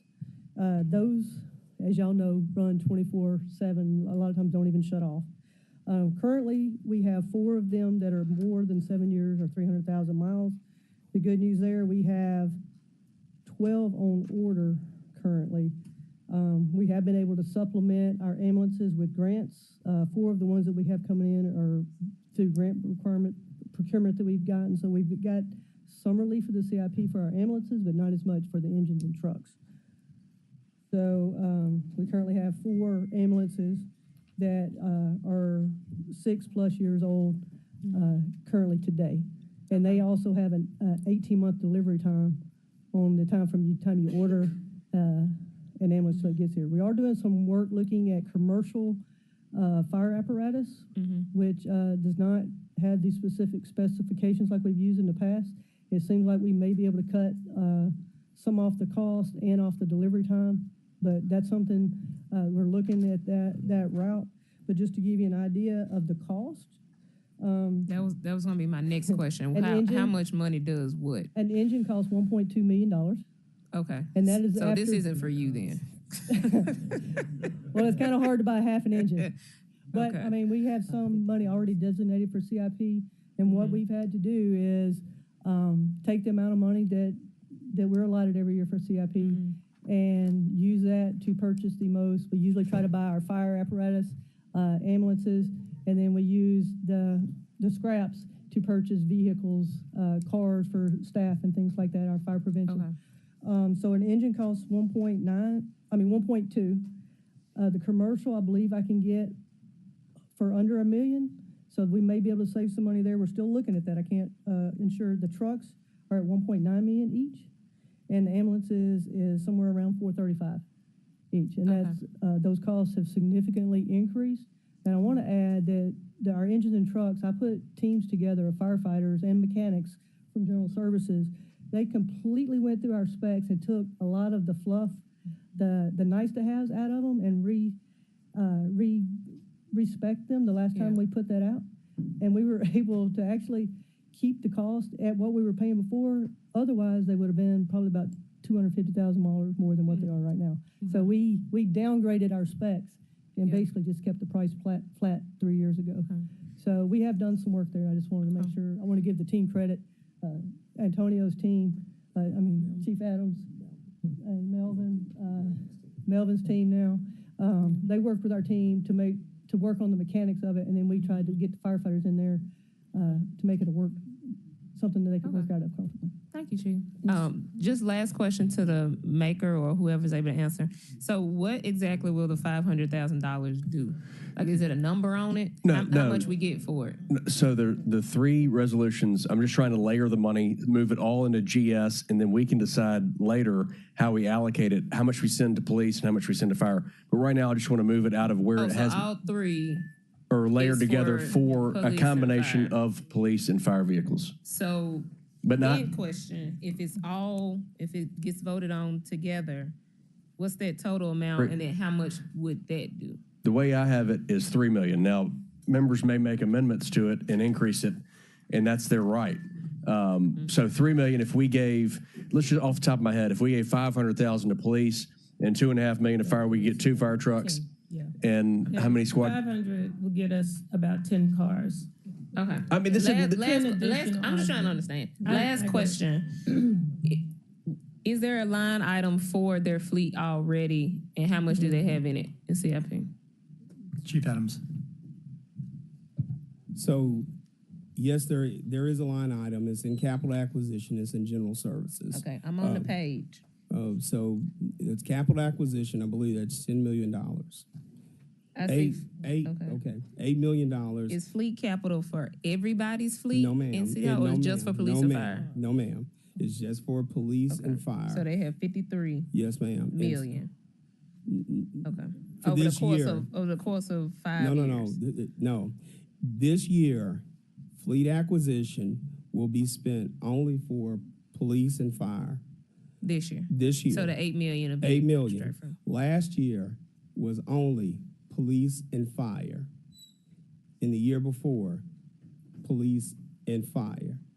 For fleet acquisition? Yes, ma'am. Are there any other departments that go with that line item? No, ma'am. Not for that. And so when we talk about, and again, their fleet has not been replaced at the rate that it needed to be. And that is because, as Chief Sweat and what Chief Davis was trying to articulate, is the cost of the fleet does grow, but our rate of expenditure remains the same. So you buy less fleet, but we have consistently bought fleet for this group or these groups every year. Now, we did make special purchases for the other divisions out of a different fund, but they have been at this level. If you recall, I did make a presentation December, and I made a presentation earlier this year to this body, given a schedule, in the event we wanted to actually go on a true 5-year cycle and what it would cost. And so I think with Vice Chair Ford Canal is trying to do is just kind of put this top of the mind that we need to spend more money on this particular fleet. Now, the other part of this is, and I'll just remind us, not to the exclusion of the other divisions. We do need to remember that there are other divisions that need fleet. And so there needs to be that kind of conversation that we need to start. One of the things that we are doing, starting with the police division, is having that third-party audit. So, Councilman Warren, you asked when. It's currently being done. Yeah. So that inventory is being done. And then, of course, we're going to move to the fire division. That is a independent audit to which we will know the inventory, we'll be able to track. Then we will have GPS on the fleet as well. One of the things that we ask of you, since we've been talking about accountability, is to help this chief and this chief hold those who have the vehicles accountable, but most importantly, help us hold the citizens accountable who run into our officers and our EMT and our firefighters. It appears that when they are out rescuing, assisting, our citizens tend to want to hit them. So just wanted to kind of put this in proper context and frame. Yeah, and just want to add to that, the ask will also include unmarked cars for our detectives as well, not just uniform cars. Some of our detective cars are 10 and 15 years old, and they're still, operable, but they're in and out of service on a regular basis, in and out of the shop. And the same with some of our uniform car patrol. We have an average of about 100 vehicle deletion every year. On uniform patrol, we average about 500 cars, but at any given time, 200 of them could be in the shop or out of service for whatever reason, for maintenance or in line for maintenance. When I spoke to Chief Adams about an audit, he brought in an outside source so that we could have a clean audit on every vehicle in the police department so that we could begin purging vehicles that are just extremely old and sitting on lots as well. So this ask is really to sort of help us get to a place where we can have regular rotation, which would be cost effective for the city too in the long run. Thank you. Councilwoman Green. Thank you, and I want to thank Councilman Canale for bringing this. I think the administration has said we need to have a pandemic level response to crime and to support our first responders, and I absolutely do, and not to the exclusion of the Brooks. I think I have talked with others about how much, my family, my children, we enjoy the Brooks, but I have visited all the police precincts that service my area, and every single one of them talked to me about having to wait for a car to return because the fleet was so low. Mm-hmm. And when you go into the police stations and you see the large service areas they cover, for example, Appling services me, and I live by MUS. Appling is out by Witten Road, right? And so cars having to go back and forth, that's a long time. So we definitely need more fleet. I saw it firsthand. I also recently visited the Ridgeway fire station. We dropped off some popsicles. We figured y'all needed to beat the heat. And while I was there, they showed me that they did have one of the newer engines there, but they didn't have an ambulance. And for those of you who don't know, that fire station services more nursing homes than anywhere else in the community. And they will call 911 because fire will get there faster than calling any other service. But they don't have an ambulance to actually take anybody to the hospital right now. So they are sending their EMTs and paramedics out to help and then calling their own ambulance and waiting on that to get them to a hospital, whatever care they need. And so we can't have our place that has the busiest amount of calls. And we've seen over and over again from Chief Sweat, this is mostly what you're called out for. Not having an ambulance. So I just encourage everybody to support this resolution and the others because I have seen firsthand and spoken to the first responders they just want to do their job, and we just need to give them the equipment to do it.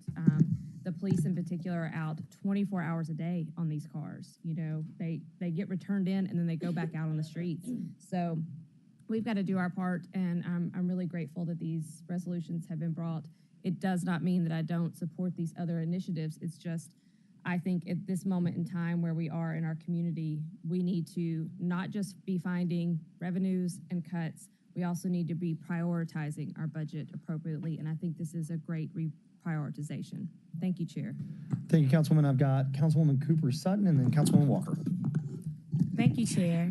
Well, my sentiments, I occur with everything that has been said. Of course, you know that Councilman Canale and I went on a very lengthy ride. We started at 5:30 on a Friday, and we did not return home till 4 a.m. that Saturday morning.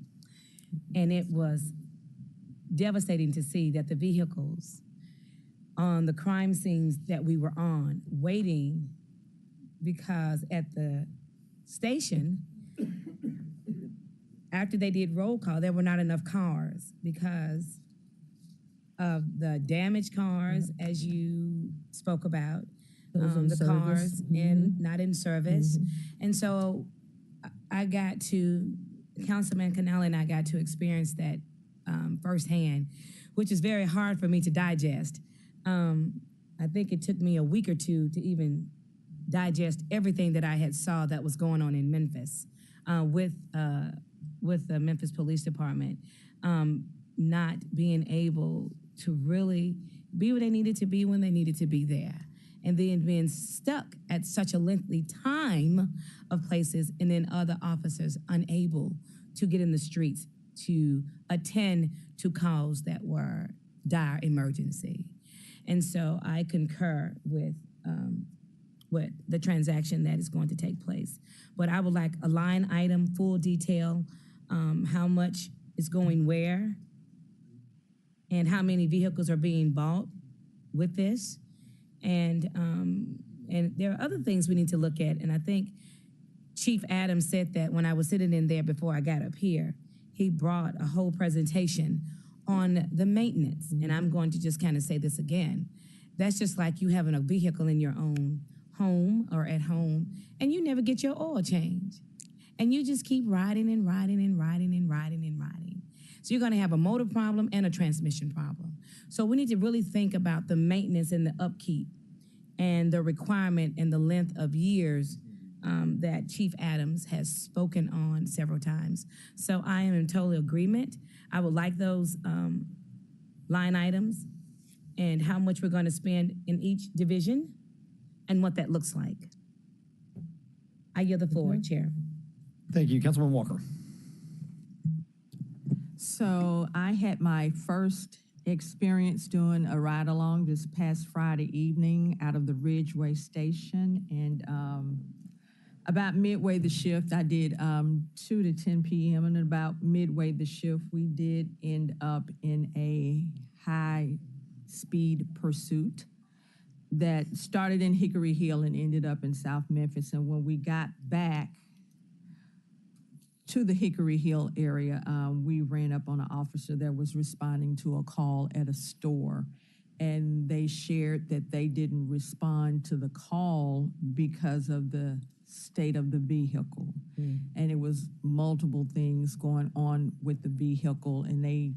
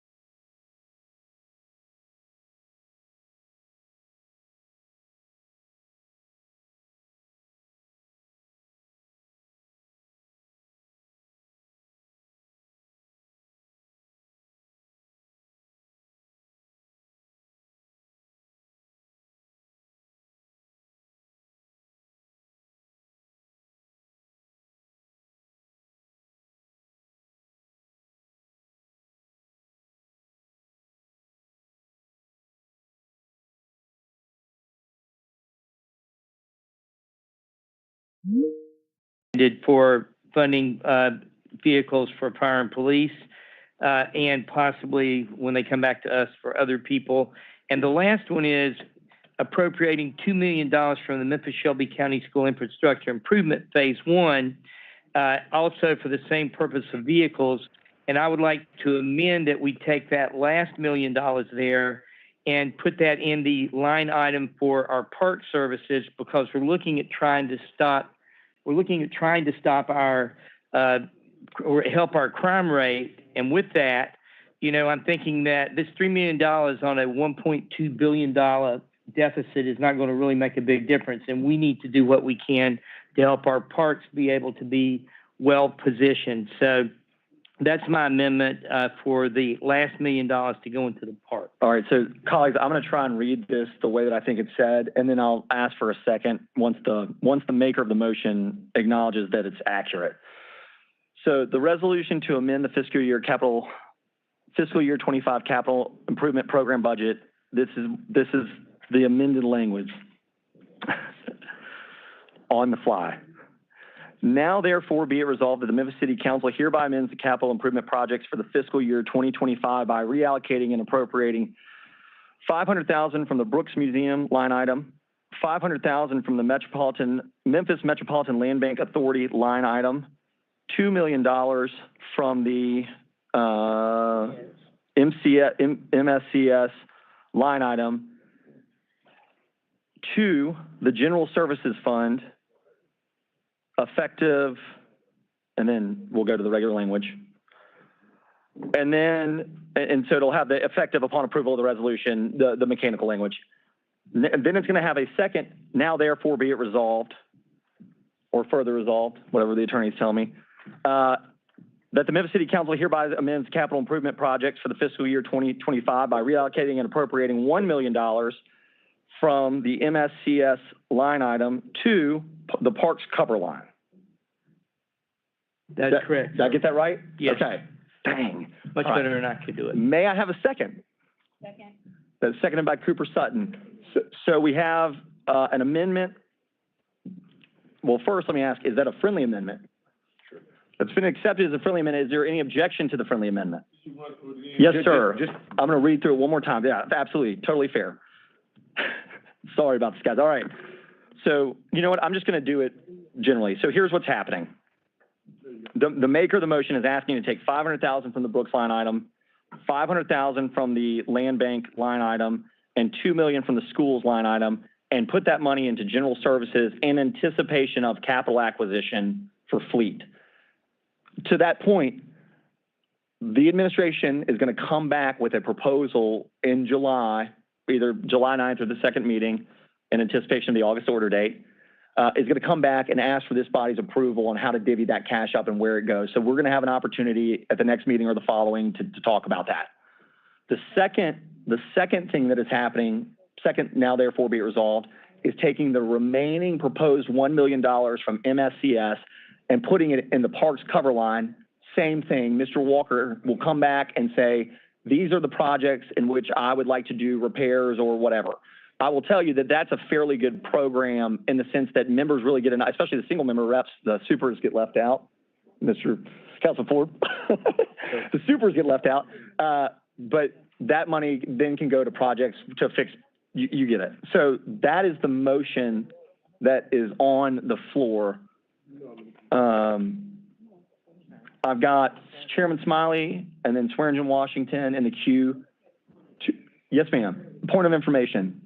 Just point of information, earlier, you said it was 1.5 in the Brooks item line. That was, I had the older, yeah, that's, and thank you, Councilwoman. I misspoke earlier. I had an older budget that had another number, or at least I misthought of it. Yes, it's taking from $1 million to $500,000.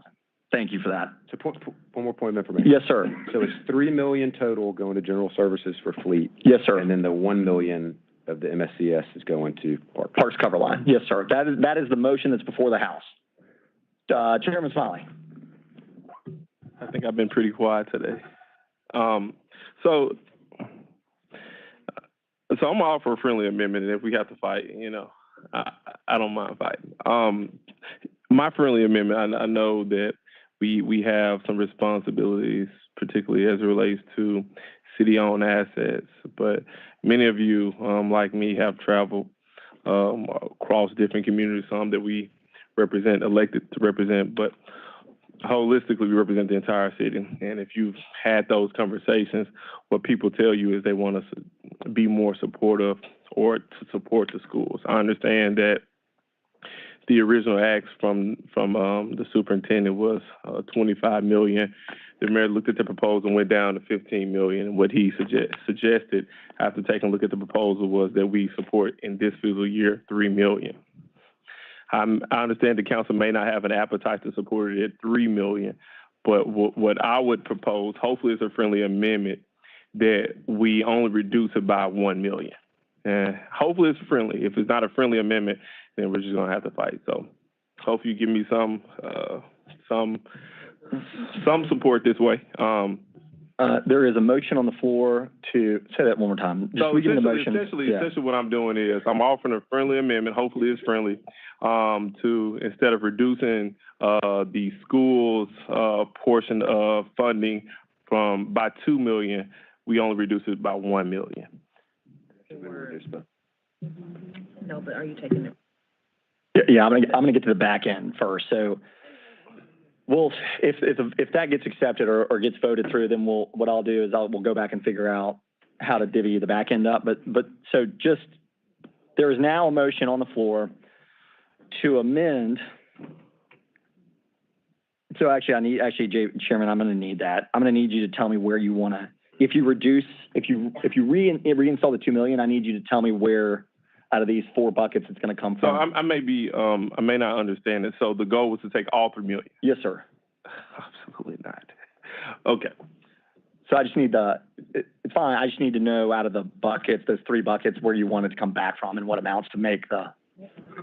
Okay. So generally speaking, I'm adamantly against removing all of the funding from schools. We have heard from, several young people who came up here and spoke to this body, talking about the importance of how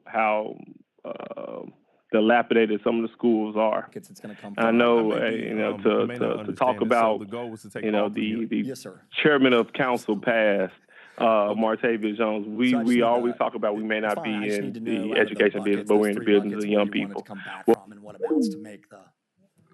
Okay, so generally speaking, I'm adamantly against removing all of the funding from schools. We have heard from, several young people who came up here and spoke to this body, talking about the importance of how dilapidated some of the schools are. I know, to talk about, the chairman of council passed, Martavia Jones. We always talk about we may not be in the education business, but we're in the business of young people. Well, at least 100,000 young people attend schools in our districts. At some point, we have to make a conscious decision, and it may not feel good to us, but we have to find ways to support the schools. Like, I think that's what the people are telling us to do.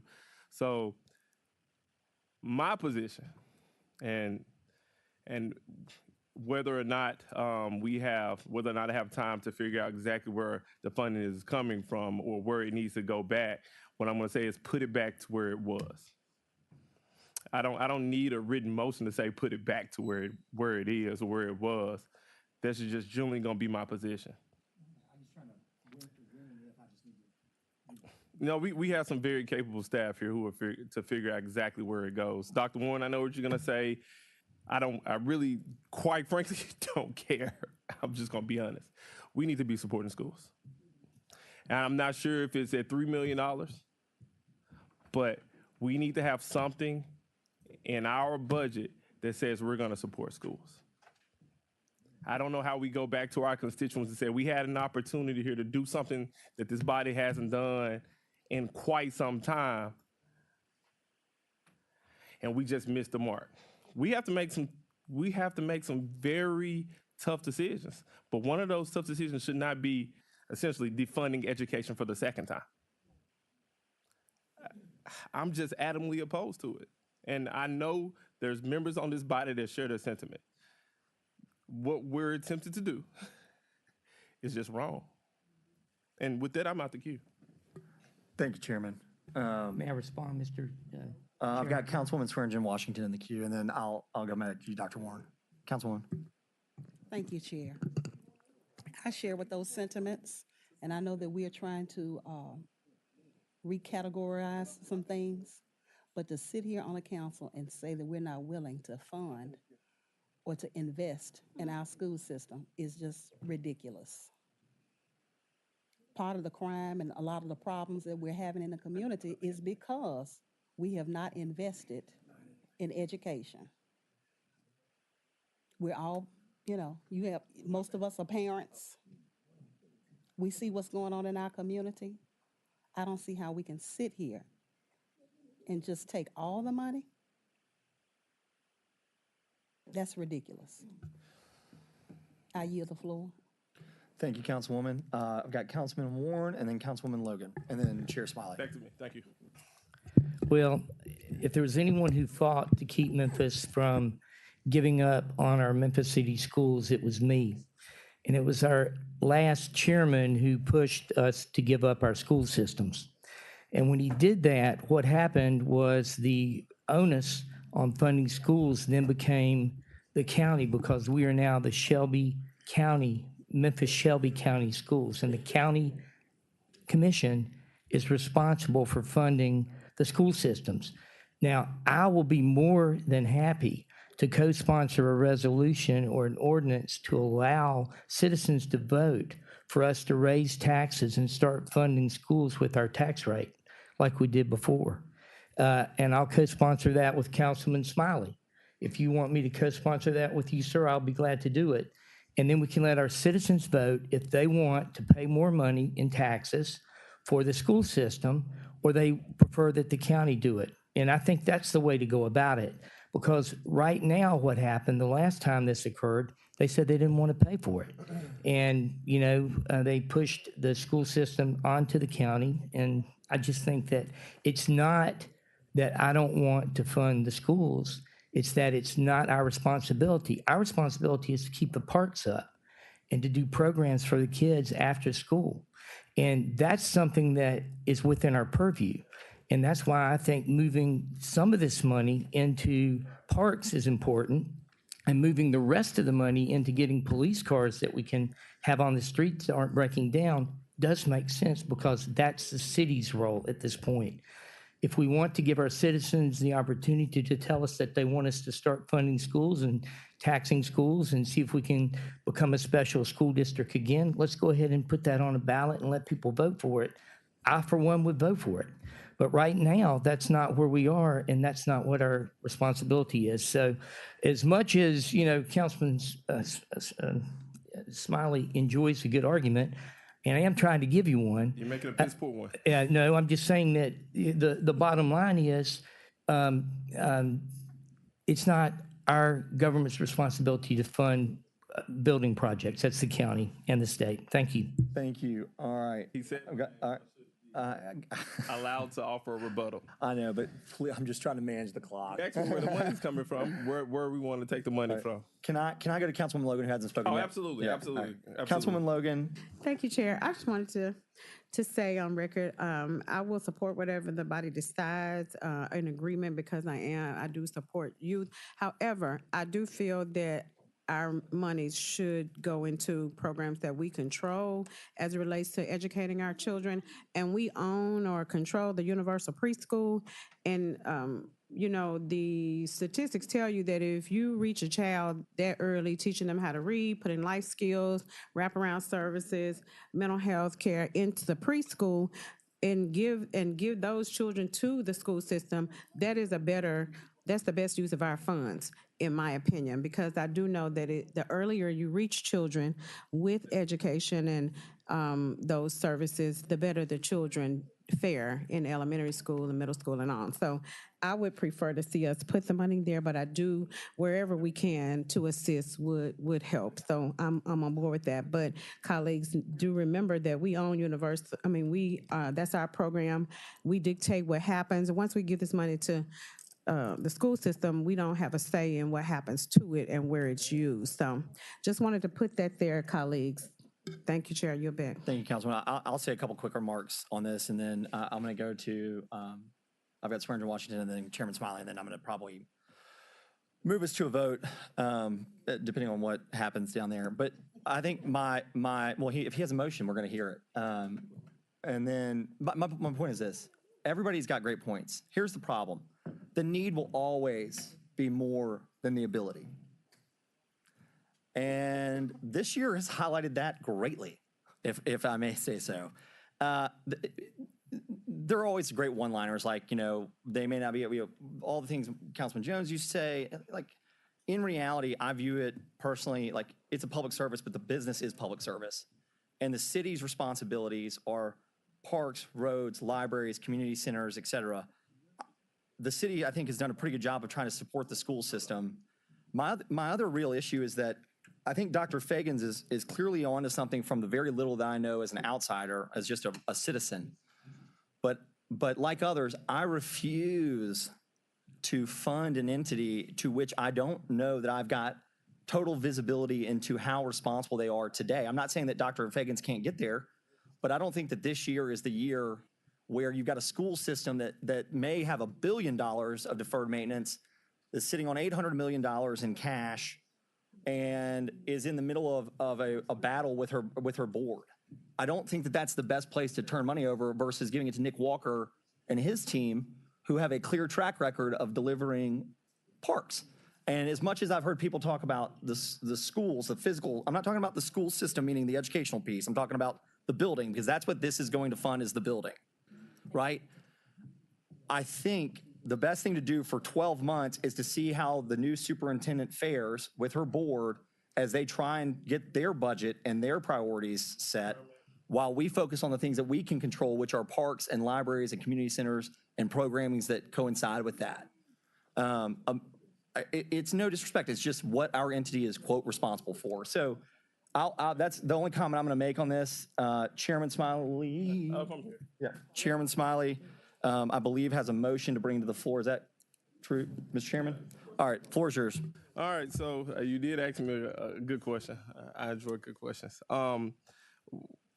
I guess my motion is essentially this. I see the will of the body is somewhat changing, but I would just go back. My motion is to go back to the original motion proposed by Councilman Canale. So leave it back to where Councilman Canale suggested initially. That's my proposal.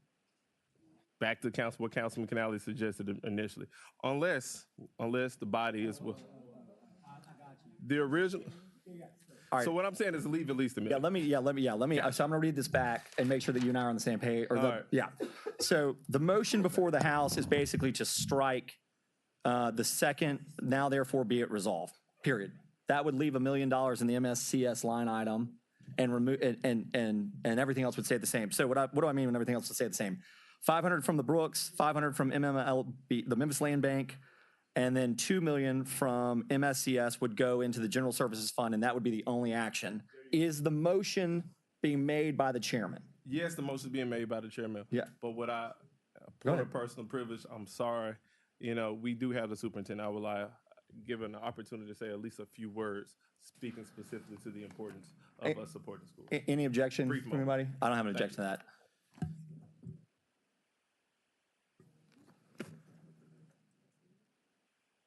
welcome, welcome. If we could have your name and title for the record, and then the floor is yours, ma'am. If I guess, would Chairman Smiley, would 2 minutes, 3 minutes be okay? All right, thank you. Well, good afternoon, council members. I didn't plan to speak. I just came to be in the room because I knew we were on the menu. And so I am glad to be here to hear this discussion and this dialogue. I think the last time I came before the body, Dr. Marie Fagans, what is the district's address? Hollywood. Superintendent. The last time I came before the body, I presented, exactly what our investments are. And while I hear you loud and clear, we need some time to see what it is that you're going to do. I think I've been very clear that we don't have time. And it is the time that I would like to give to you, but it is the time that we don't have to give for our students and the needs that they have. I do believe, Dr. Warren, that it is the city's responsibility for a workforce that comes from approximately 115,000 future alumni. It is part of the city's responsibility to demonstrate a level of investment. I think that $3 million, as you put it, against $1 billion, it's not comparable, but it is more than what we have to do more than what has been done well before I arrived here. I will say that investments have been given to folks before me, and maybe they didn't do so well with it, but I'm here, and I can only speak for me and what we are after here. And so while it may not be the interest and the appetite of the body to support me as superintendent, I do ask that you consider the children that you have seen and those that you have not seen, the needs that are directly connected to the buildings that this would contribute to. It means a lot to have a working HVAC system. It means everything to have proper windows. It means absolutely everything to have a roof replaced so that we don't have another situation as we have with our Peabody and Cummings schools that we've had to do so over this past few months as I've entered. And so while this investment seems very light and very little, in the grand scheme of things, it does allow us to do the work the way that we need to do it as we think about the funds that we have. We're not sitting on $800 million cash, and if you can tell me where it is, please let me know. I will find it and put it to good use. What I have demonstrated is where we will place every dollar in our budget, and it all goes to our students and the leaders who serve them. I am in the news. I don't know that I would call it a battle with my board, but I am expressing and educating a board who has not had the level of information that I am providing to them. But what you can explicitly see is that the resources belong in buildings and in classrooms where students are. And so that's where the particular investments are being made. With this particular money, $3 million is what the mayor landed on, and hopefully that is where you will arrive. It is about crime, Dr. Warren. When we have students in schools, then we can do better about crime. We can play our part in providing a more educated community and city. So this is all connected. An investment in infrastructure is an investment in student achievement. It is an investment in lowering crime. It is investment certainly in a workforce that we all need to strengthen, to better align with the skills that are necessary for the workforce as it exists today. And so as we think about the opportunity that is before the body here, I do hope that it is both your heart and your head that lead you to understand that this particular moment in time is upon all of us to do better than we have done before. And although you said you contributed to this by leadership, I think this is an opportunity for you to write the way forward. Our students are depending on all of us to do the best with this decision that you have today. Thank you, Dr. Fagans. Do you believe that the county commission should have raised their taxes in order to support the school system? Is it my belief that the county should have raised taxes? I believe that to support the school system. Supporting schools comes from raising taxes, that although the comparisons are made to cities like Collierville since I've been here, that came from investing and raising taxes. Cities that I'm from, spaces that I've served in, we raise taxes to get this done. And so if the question is as direct as you've expressed it, then I would say yes, and I would share that with the members as well. I think that their $5.5 million that they landed on, it was more than the zero that was in the budget when I presented in April. And so I'm asking the same of this body as well. Yeah, I mean, it's a direct question. I mean, raising taxes, I think is the commentary that always gets lost is you have the tax rate and then you have taxes. And I agree, raising taxes through growth and value is the way forward. I don't know a statistic out there that shows taxes going up and growth occurring at the same time. Usually it's the inverse correlation. But I do agree you have to raise revenues I won't belabor the point. I do want to take a moment to say that as I started off, as I'm just reading as a public citizen like everybody else. I know you've reached out to sit down, and I'd love to have the conversation. I'm fully supportive of the actions you've taken so far, and I hope you stand. I hope you stand strong in your convictions and what you're doing. I think that the quote, somebody often says to me, Memphis is just being Memphis sometimes, and it's not necessarily a flattering quote. And I think one of your board members made a comment that went public, something to the effect of, that's just not how we do things in Memphis. And I found that so incredible based on the test scores that are coming out of here, as if the way we've always done things is the way we need to be doing things forward, which probably lends to your argument about how the city funds. I recognize your argument. I stand by my position, but I am open in the future. I really am. And I wish you nothing but the best. And you've had to make some very difficult decisions. And to be frankly honest, that's not easy to stand in a room full of parents and employees, et cetera, and make those decisions. So just know that from a citizen's perspective, I appreciate the fact that you just jumped right into the fire.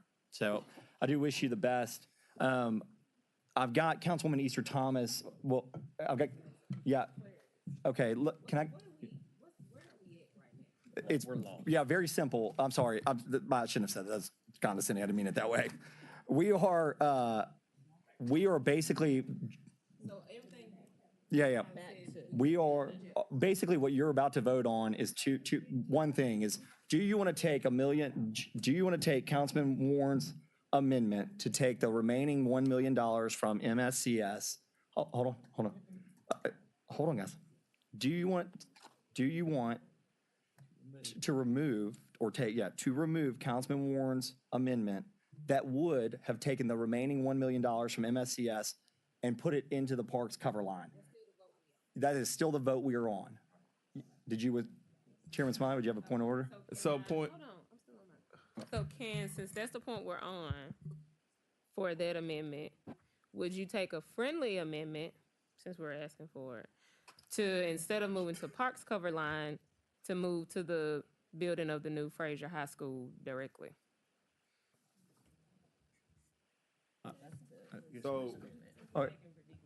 All right, hold on. I've got a point of order from the, sir. Yes, sir.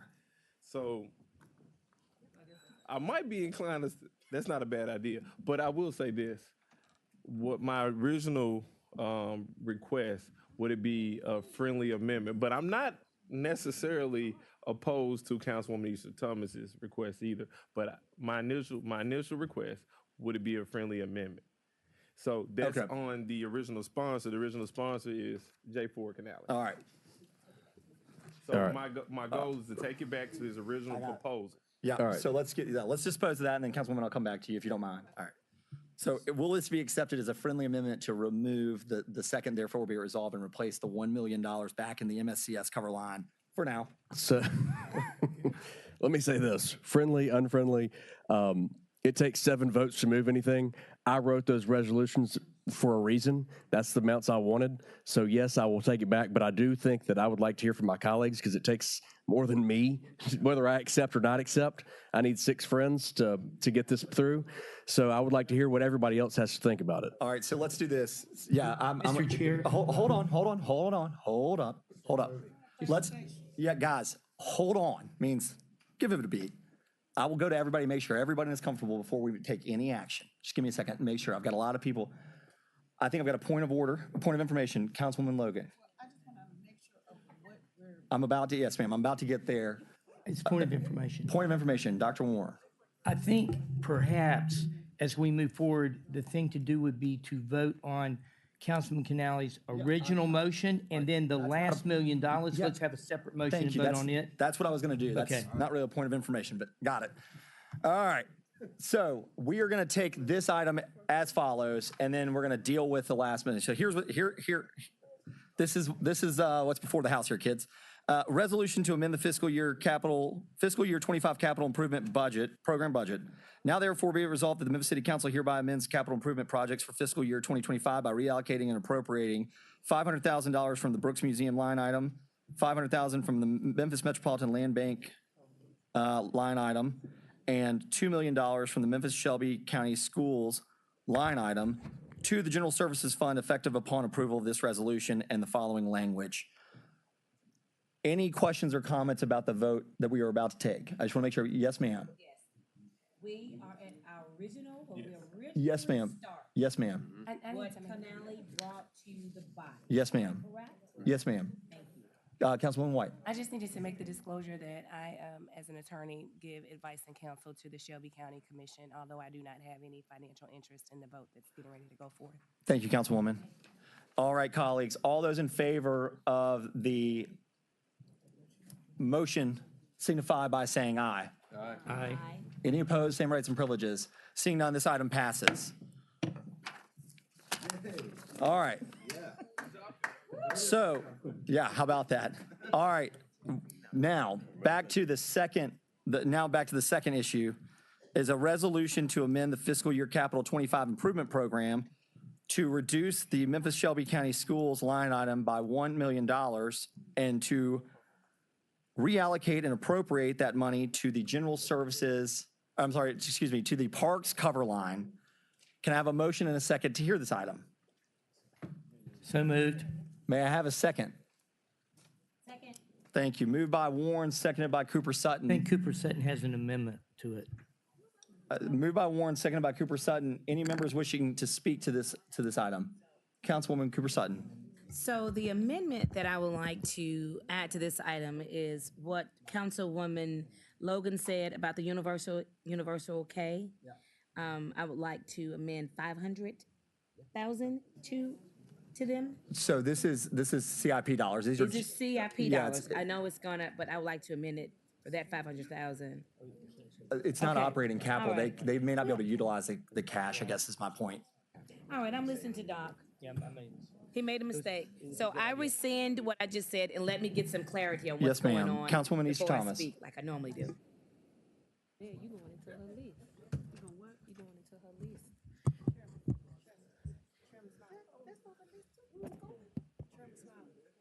See, this one. Councilwoman East Thomas, the floor is yours. Thank you, Chair. Are you able to surmise what, did Councilwoman Cooper Sutton have an amendment, or was she No, just ma'am, she withdrew that asking? amendment. Okay. We're good. So right now, Councilman- you're back to where we, Okay. yeah. All right, Councilman Warren, you listening? Can I have a friendly amendment to your motion to, instead of Parks cover line, to go straight towards the Fraser High School that is going to be built before the second one? You know, I think let's vote on the park thing first. And I just want you to be aware that I'm going to bring back an ordinance for a tax increase for city residents to fund capital improvements for MCS for a November vote.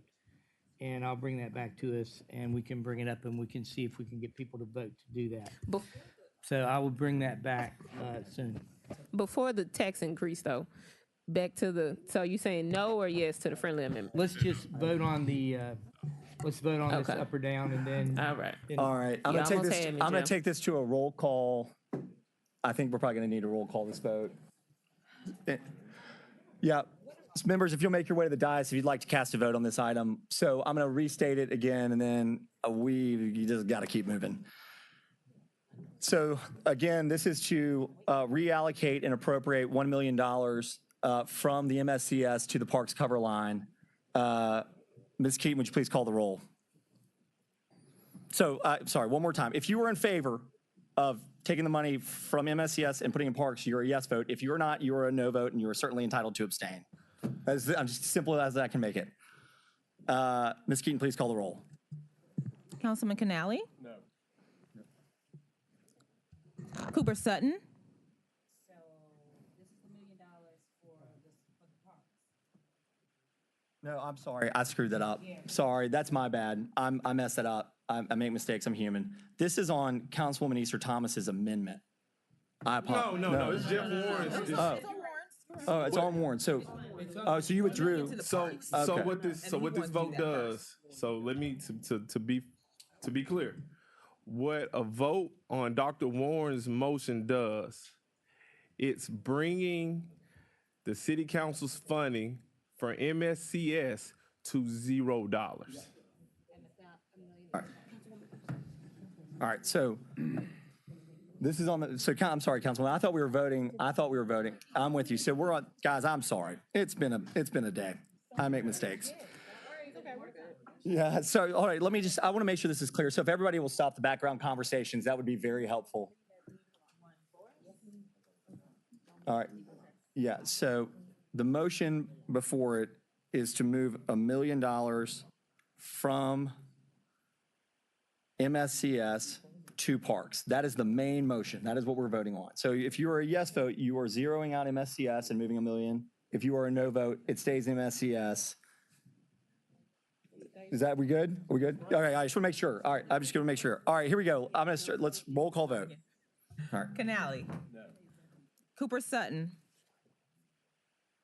Oh, she's gone. Easter Thomas.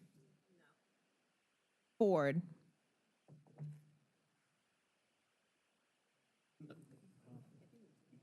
Abstain. You know, I got to do just like the county. They can give nothing. They gave something to matter. All right, guys, let's hold the debate. They gave only 5 points. Yes, nothing for this year, right? Yes. Green. No. Logan. No. Smiley. Absolutely not. Spinoza. No. Swearingen Washington. No. Walker. No. Warren. Yes. White's not here. Carlisle. Yes, this item fails. All right. Are there any other current amendments to the CIP budget? Okay. There may be some downstairs. All right. So that's going to take CIP. Seriously, is there any other discussions on CIP for now? I'm okay to wait. Okay. All right. I'm moving back on. So we are now going to move back into the general operating budget. Yeah. Hey, we're at 2:20. I'm going to recess this for 10 minutes. We'll reconvene at 2:30.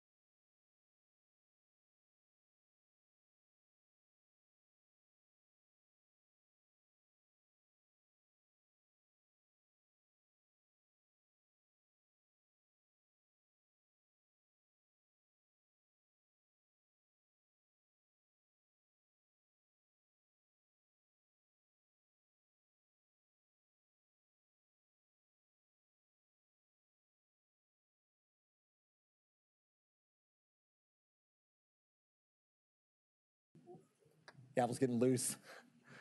All right, we are back in recess. Hereby call to order the Budget Committee of the Memphis City Council.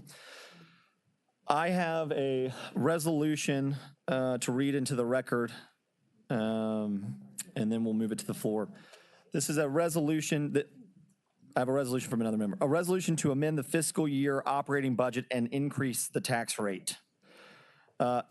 Be it further resolved that the Memphis City Council hereby increases the tax rate to 55 cents, making the fund balance approximately $13,973,751 effective upon approval of this resolution to be incorporated into Ordinance 5903 and an ordinance of the City of Memphis, Tennessee, adopting the annual budget and tax rate for the fiscal year beginning July 1, 2024, and ending July 30th, 2025, as detailed in Attachment B. The sponsor is Edmund Ford Sr. May I have a motion and a second to bring this? Second. Moved by Councilman Ford, seconded by Councilman Swearingen Washington. Unless Councilman Ford has any comments, I've got Councilwoman White in the queue. Or Councilwoman White? I'm not sure if this is the appropriate time to bring this or not on this one, but it's a friendly amendment to the registration fee portion before we get to the tax increase portion. I'll tell you what, then. Because I think the registration fee is contingent. They are, yeah, I would agree with that. So let's do this. What we're gonna do is we'll table, for the few minutes, we'll table this resolution to amend, and we'll take up your item quickly. So Councilwoman, the floor is yours to make your motion. I have an amendment to the resolution for registration fee increase to include the changes on this sheet to also add commercial vehicles into the registration fee increase. So I've got a motion from Councilwoman White, seconded by Councilman Warren, to amend the schedule of fees for the annual license plate renewal fee. Colleagues, you were currently getting, Councilman White, is there anything that you'd like to highlight or make comments about, or would you like me to go to the queue? Well, what we did was we got the actual schedule, and it shows you what portion of the fee goes to Memphis. And as I stated yesterday, that there's a total registration fee and then there's a total renewal fee. And the portion that we're increasing is the Memphis fee only. And so what I'm proposing in this amendment is to double the same as we did before. And as you see, class B through 6, 1 through 6, which covers larger vehicles as well, would increase to $60. And we just did $30 increase all the way down. And anything that was over 55,000 pounds, we increased by $100. Well done. Thank you, Councilwoman. I've got Councilwoman Cooper Sutton. Oh, I'm sorry. Councilwoman Cooper Sutton in the queue, and then Councilman Ford. Okay, thank you, Chair. So just to understand, so we're only doing class 1 through what with these trucks? Because in the ordinance that was pulled, that I went through, and the changes that we are now trying to implement for this new tax increase, there are classes for the freight truck, commercial trucks.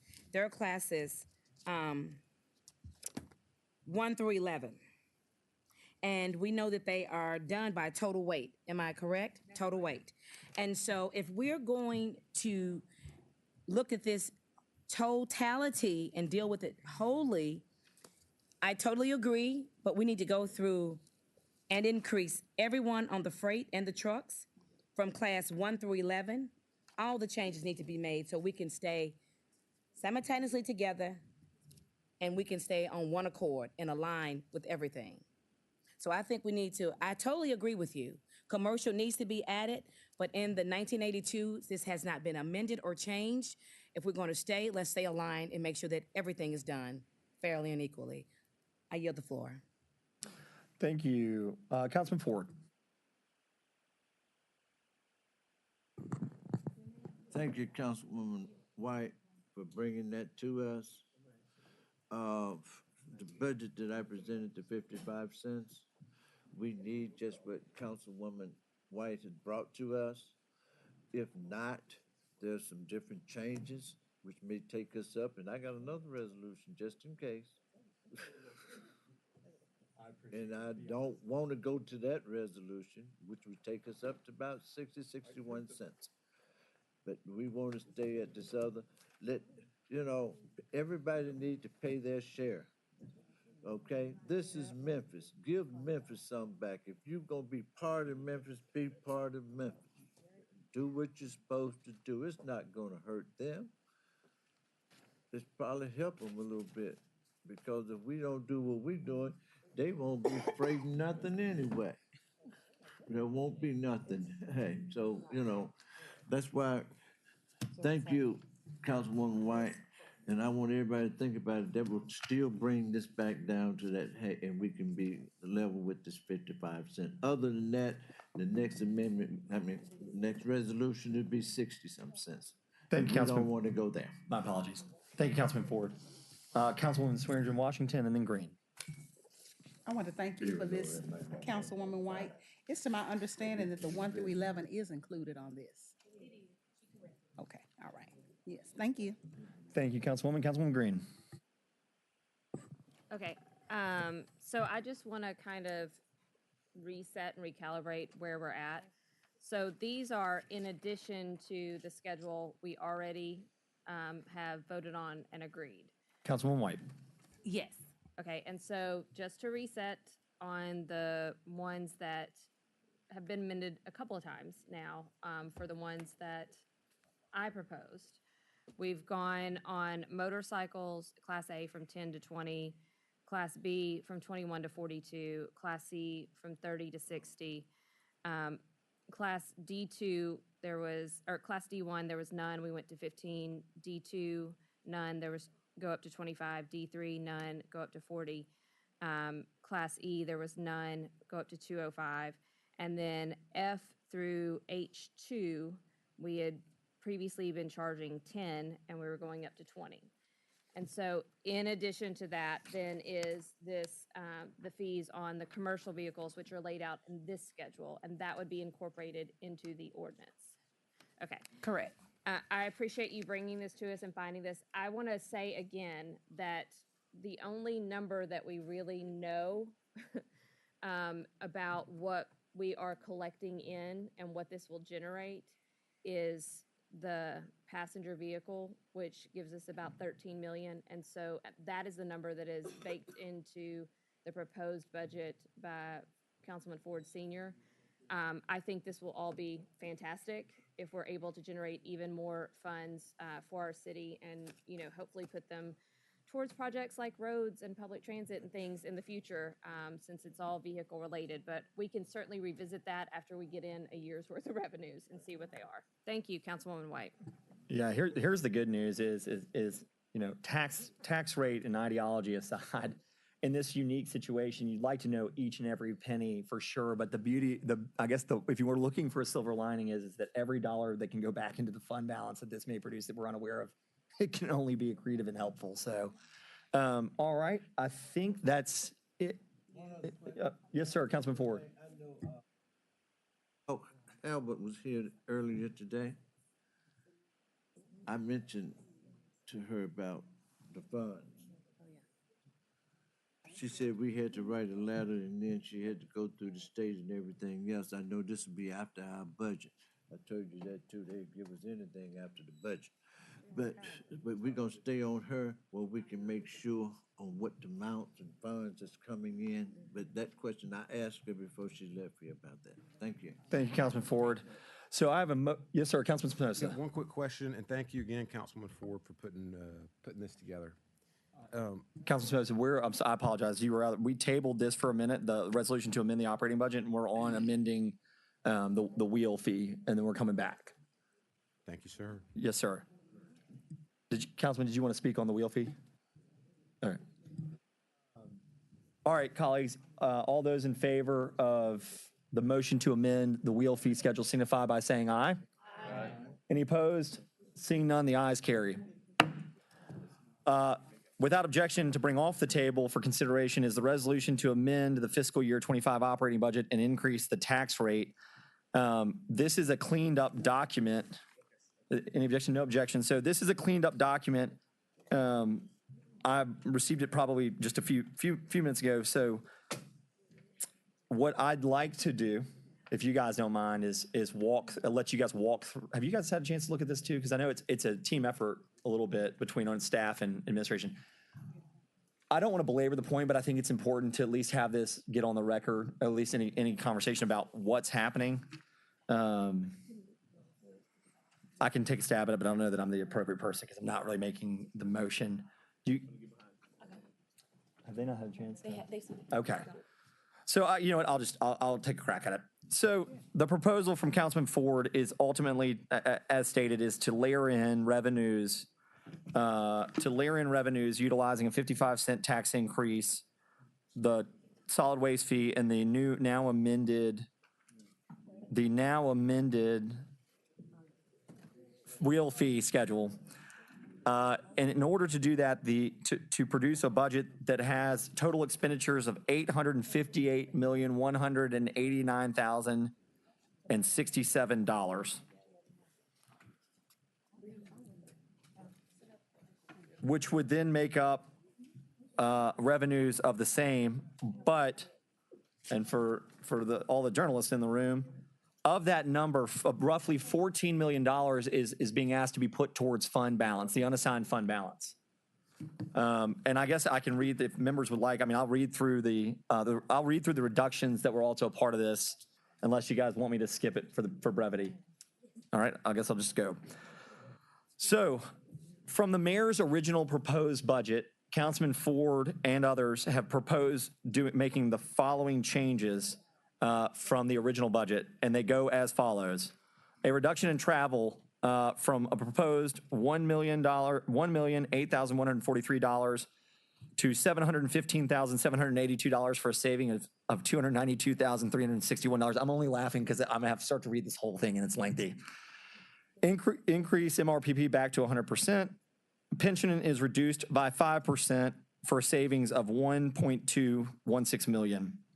The pension ADC will be reduced by 25% for a savings of $10.782 million. And I want to touch on two of those to be transparent and clear about what's actually happening. The majority of that funding is going to come out of the general fund. It's not going away. It exists. It is going to be accounted for in Fund 245. So you won't see it in the, if you say, hey, I want to see a general ledger accounting of the general fund, this $12 million will now be accounted for in the Fund 245. It is because it is public safety employees portion of that funding. Salaries part-time reduced by 8% for a savings of $1.165 million. Advertising and publication reduced by 25% for a savings of $524,928. Miscellaneous professional services reduced by 10% for a savings of $4.464 million. Relocation expense reduced by 12%. That's somewhat across the board, but it's predominantly in fire and public safety. For a savings of $136,800. Community initiative grants for nonprofits reduced to $2.6 million from $4 million, so that's a $1.4 million savings year over year. Which, just to be again specifically clear, is taking the council grant program from 3.25 to 2.6, and then cutting what were really one-time funding sources. Under use of money and property, an estimated increase of 150% to proposed budgeted amount for interest on investments. That's a really fancy way of saying we think our returns are going to outpace what we had projected. So you're going to, when we have money that is sitting around in cash, it sits in either a trust account, some interest-bearing account, or a series of investments. We believe that money's going to come in at a higher. So you're adding $3 million to the line item. Under intergovernmental, did I say that right, Walter? Okay. Yes, you cool. did. All right. Under intergovernmental revenue, an estimated reduction of miscellaneous auctions by 55%, which is going to decrease. So you're basically net between the increased investment income and what we think we're going to make when we auction off items. Councilman Ford, how did I do? You did very well. All right. Colleagues, would the administration like to make any comments just generally about the process of getting here or anything? I mean, we're running on the clock, but okay. With that being said, Colleagues, I'm going to open up the queue. If anybody has amendments to propose or cuts or adds or changes to the tax rate or just a general comment about how you're feeling today, now would be the time. All right, I'm going to make a couple of proposed amendment. Oh, Yeah, I was gonna ask a question. yes, sir. Please, Councilman Smith. Thank you, Mr. Chair. So when we met, maybe a month or so ago, we did vote on the 20 million. At the time, it was in the line item for the wood or carpentry. So is that included? Is any of the 20 million from the special projects included on this?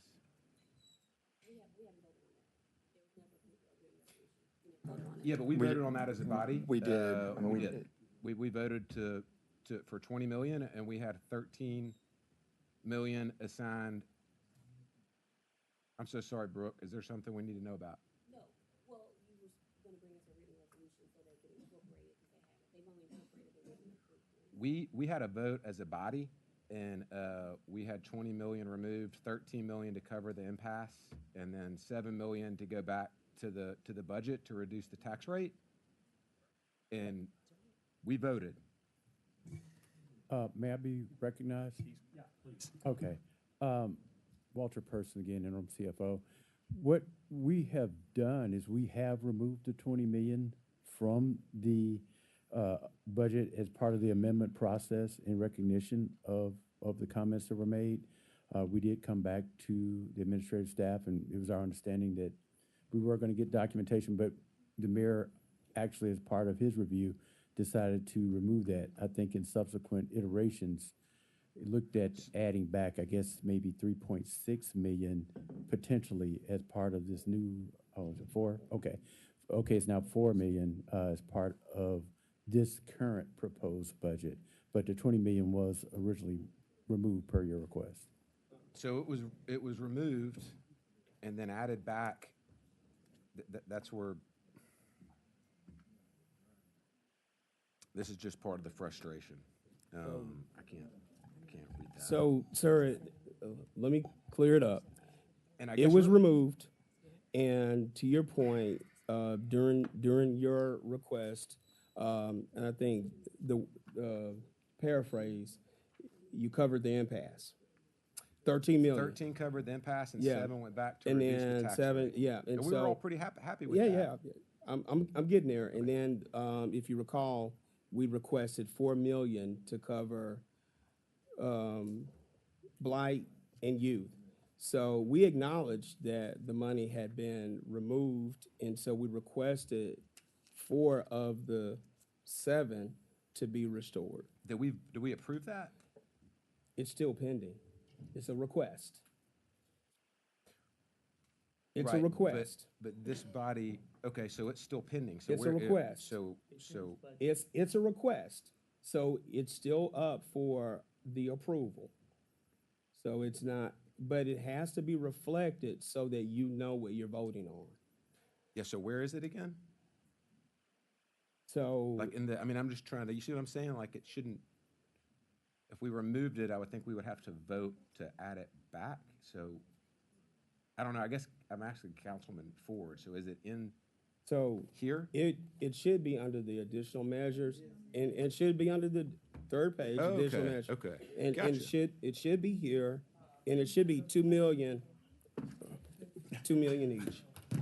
Read, then maybe you'll find it all out. I'm very I serious got you, because, sir. hey, Yes, sir. I don't want to hear, then please don't give me a headache today.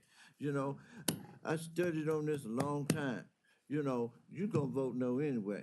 It wouldn't really make me no doggone difference. Not today. I'm just gonna be honest with you. Everything that everybody wanted is in here. Councilman, I appreciate you. Hey, all 13, what everybody wanted is looked at in this, in this. I appreciate You know, you. please, yeah, but no, you don't appreciate it because, hey, you know, I didn't spend all that time for someone not to read what should be. Okay, and I'm gonna be through with it, and y'all, hey, please. Yes, sir. Thank you very much. Yeah, because I don't want them to piss me off again. Thank you, Mr. Thank you, Councilman Chair. Ford. Thank you, Mr. Councilman Chair. Spinoza, you have the floor. I'm good. Thank you. Thank you, Councilman. All right, colleagues, I have a couple of amendments that I'll just toss out. We talked about a few. They may get shot down. Here's the deal. If you don't think your vote's going to move, let's just get to a vote. So we had talked about a few things, and first off, I just want to say very quickly, even though we're running out of time, I want to reiterate the fact about how much I appreciate Chief Person and Chief Adams through this process. It's been very difficult. It ain't, yeah, but it ain't over yet. But it's, yeah. So look, one of the things that we talked about, and they've touched on, are professional services. What I would ask is that we had talked, when I met with them, in full disclosure, we had talked about whether you go for all M&S, whether you go for professional services, some materials and supplies. And the number that I had come at was a 3.5%, which is more, and we had talked more about it, and they've addressed the professional services. What I'm going to do is just I'm going to move to amend and reduce materials and supplies by 2.5 million, which was the number at the time that I was comfortable with when you combine the total professional services and other materials and supplies. They know the areas where they think they can go get that. Look, it is not a massive cut. I'm not going to sit here and be like, putting a flag in the ground, but it's a cut that I'm comfortable making based on the information that I've seen.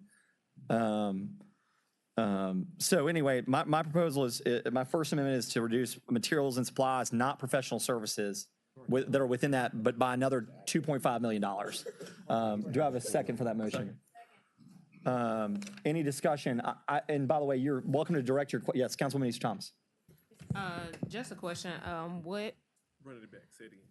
What impact will there be? What type of material supplies are we talking about? Just so we know. It's such a big budget line item. If you go to your full wrap up, you're talking about, you are talking about a number that is, our materials and supplies line item is a huge number. But my point is the 2.5 million is not impactful. And the answer is I want to let the administration determine that.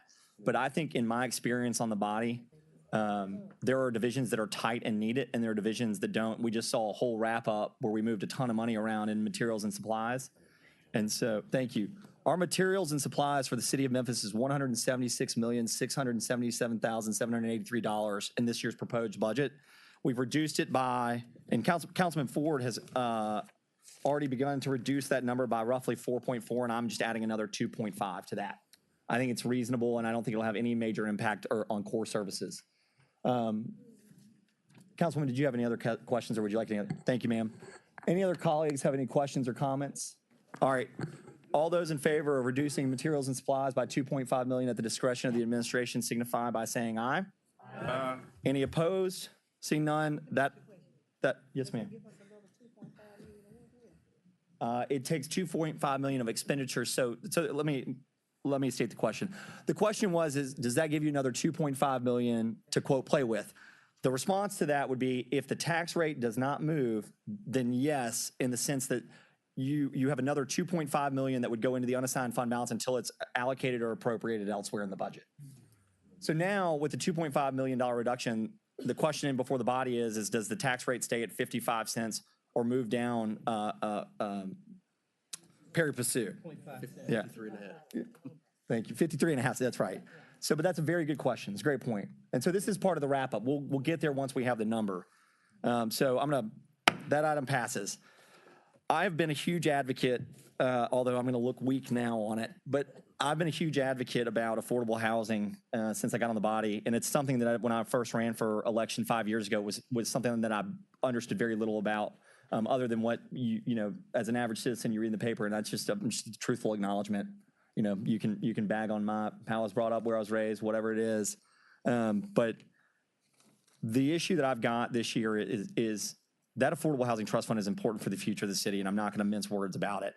But when you're staring down the amount of tax increase in today's environment, and a fund balance issue that we are, and I'm the one that moved the money or sponsored it with others to move the money over there. But I believe it's in the best interest of the city for this fiscal year to move the money from the Affordable Housing Trust Fund back into the fund balance. And the reason for that is this. The average project, and I may be off here slightly, but not by a lot, the average project that we fund or have funded in the last 3 or 4 years that is affordable housing, those loans, grants, or otherwise structures of cash have been anywhere averaging somewhere between about $250,000 to $1.2 million per project. What I'm saying to this council is if you'll support this motion, which you may not want to because you don't want the headline, which I can totally understand, and you're not going to upset me. But what I would say is if somebody brings a project before the administration and or this body that is viable, that is ready to go, and needs a commitment from the city of Memphis to build affordable housing, and it's in the average request, I have no doubt that this body will go and support that project. And so I don't want to be flippant when I say that this is an accounting move because it sends a different message, and I totally understand that. But the message that I want to send is that we are going to be as responsible as we can with the absolute core services and their tax dollars. And if an affordable housing project comes forward, we will support that project. But I want the rating agencies, the comptroller, and the bond underwriters to see a balance sheet that looks different than it does today. And that's my motion. If I could have a second for considering. Yes, sir. It's been moved by me, seconded by Councilman Ford. Councilman Ford, the cue is yours.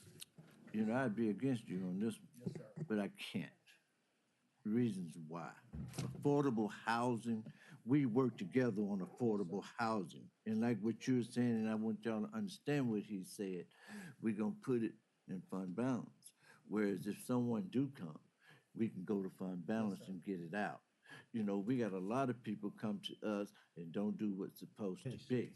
But it would be the whole council deciding on what monies we should give all the ones. We've had quite a few of them to come to us. So the money will still be there. It just be the council making these wise decisions on the affordable housing. And we've got some projects that's out there now that, hey, like I said, I would be against it, but hey, we worked on it and hey, and it's working good. But we just want to have funds available because you've got a lot of people that come that want affordable housing that come to us, and then hey, we want to make sure those funds are available at any time. Okay. So you got my vote.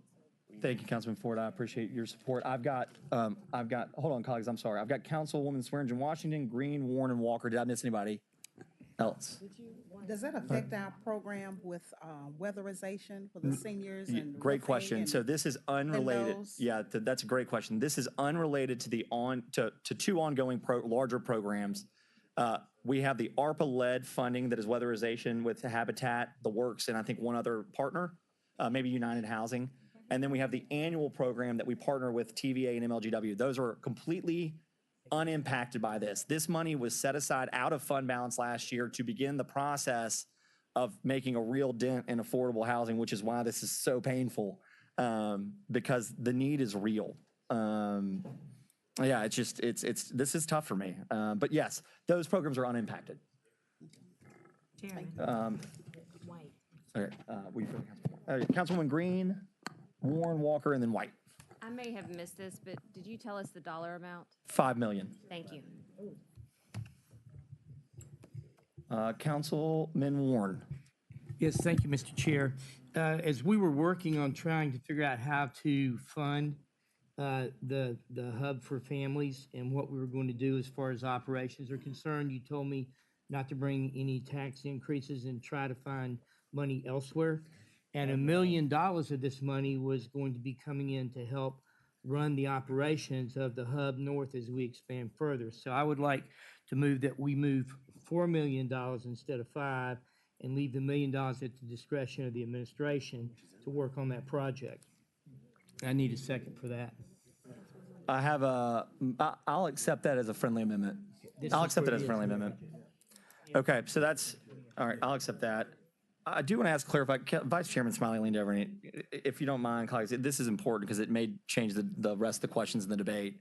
Vice Chairman Smiley. Canale, sorry. I think you look alike. Well, I had you. He is my brother. That's right. Chief Person, how much is in the fund currently? I'd have to verify that. I don't have that right now. Okay, and then Mayor Young had $5 million in proposed, adding another $5 million in proposed FY25. Was that removed or is that still there? It's still there. It's still there.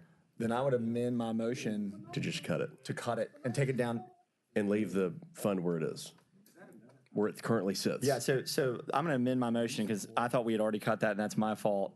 So my motion is actually to cut the Affordable Housing Trust Fund by, all right, I got to do two things. Let me just keep the main thing. This motion is to take $4 million from that we took last year and put it back in the fund balance. So Yeah. So I'll just say this, notwithstanding your sentiments and vote, one of the things that we support and we acknowledge, raising taxes does not necessarily build the tax base. Density builds the tax base. And so one of the things that Mayor Young wants to do and is willing to do and has charged us with doing is building the density. To that end, we do have an affordable housing task force and a middle income housing task force to which we've been working with our commercial builders and our realtors. So to that end, I think that we want to make sure that we protect contributions to the trust fund. So, and look, my man's got to do his thing, and I appreciate that. My response to that would be this: I agree with you. Here's what I know is unless a project's come out in the last 6 to 12 months that's of any size and scope or density that would require that kind of capital injection, I haven't heard of it. And my point, colleagues, is timing and development is everything. Much like Councilman Warner and I talking about the hub. In 2 years, we have a $50 million debt cliff. I'd be willing to bet you that there are less than 2 projects that come forward that need any significant capital contribution, unless perhaps, I know Pepper Tree is hanging out there. So my point is this, is I find it very unlikely that you will have a project that you'll need to fund $9 million or 2 or 3 projects that will need $3 million. You know, I just have not seen a project that's shovel ready and will be in the next 12 months. I'm not asking people to take a vote on whether they support affordable housing or not. I'm trying to get you to see the perspective of timing is everything right now as we navigate each 12-month window. So I do appreciate that sentiment. I've got Councilwoman Walker White and then back to Councilwoman Easter Thomas and Logan. Okay, so I'm just keeping the original motion. So my number now is just to reduce the Affordable Housing Trust Fund by $4 million. If somebody wants to amend that and take the next $5 million, so let me say it a different way. There's $5 million in the account today that we put last year. There's a proposal by the Young administration and Councilman Ford right now in his to put an additional $5 million. I'm only asking to move 4 of that. However, if a member wanted to make a motion to remove the next 5 as a part of this, we could do it now or separate or leave it alone. Is that cool? Does that clarify? Okay. How much leave it alone?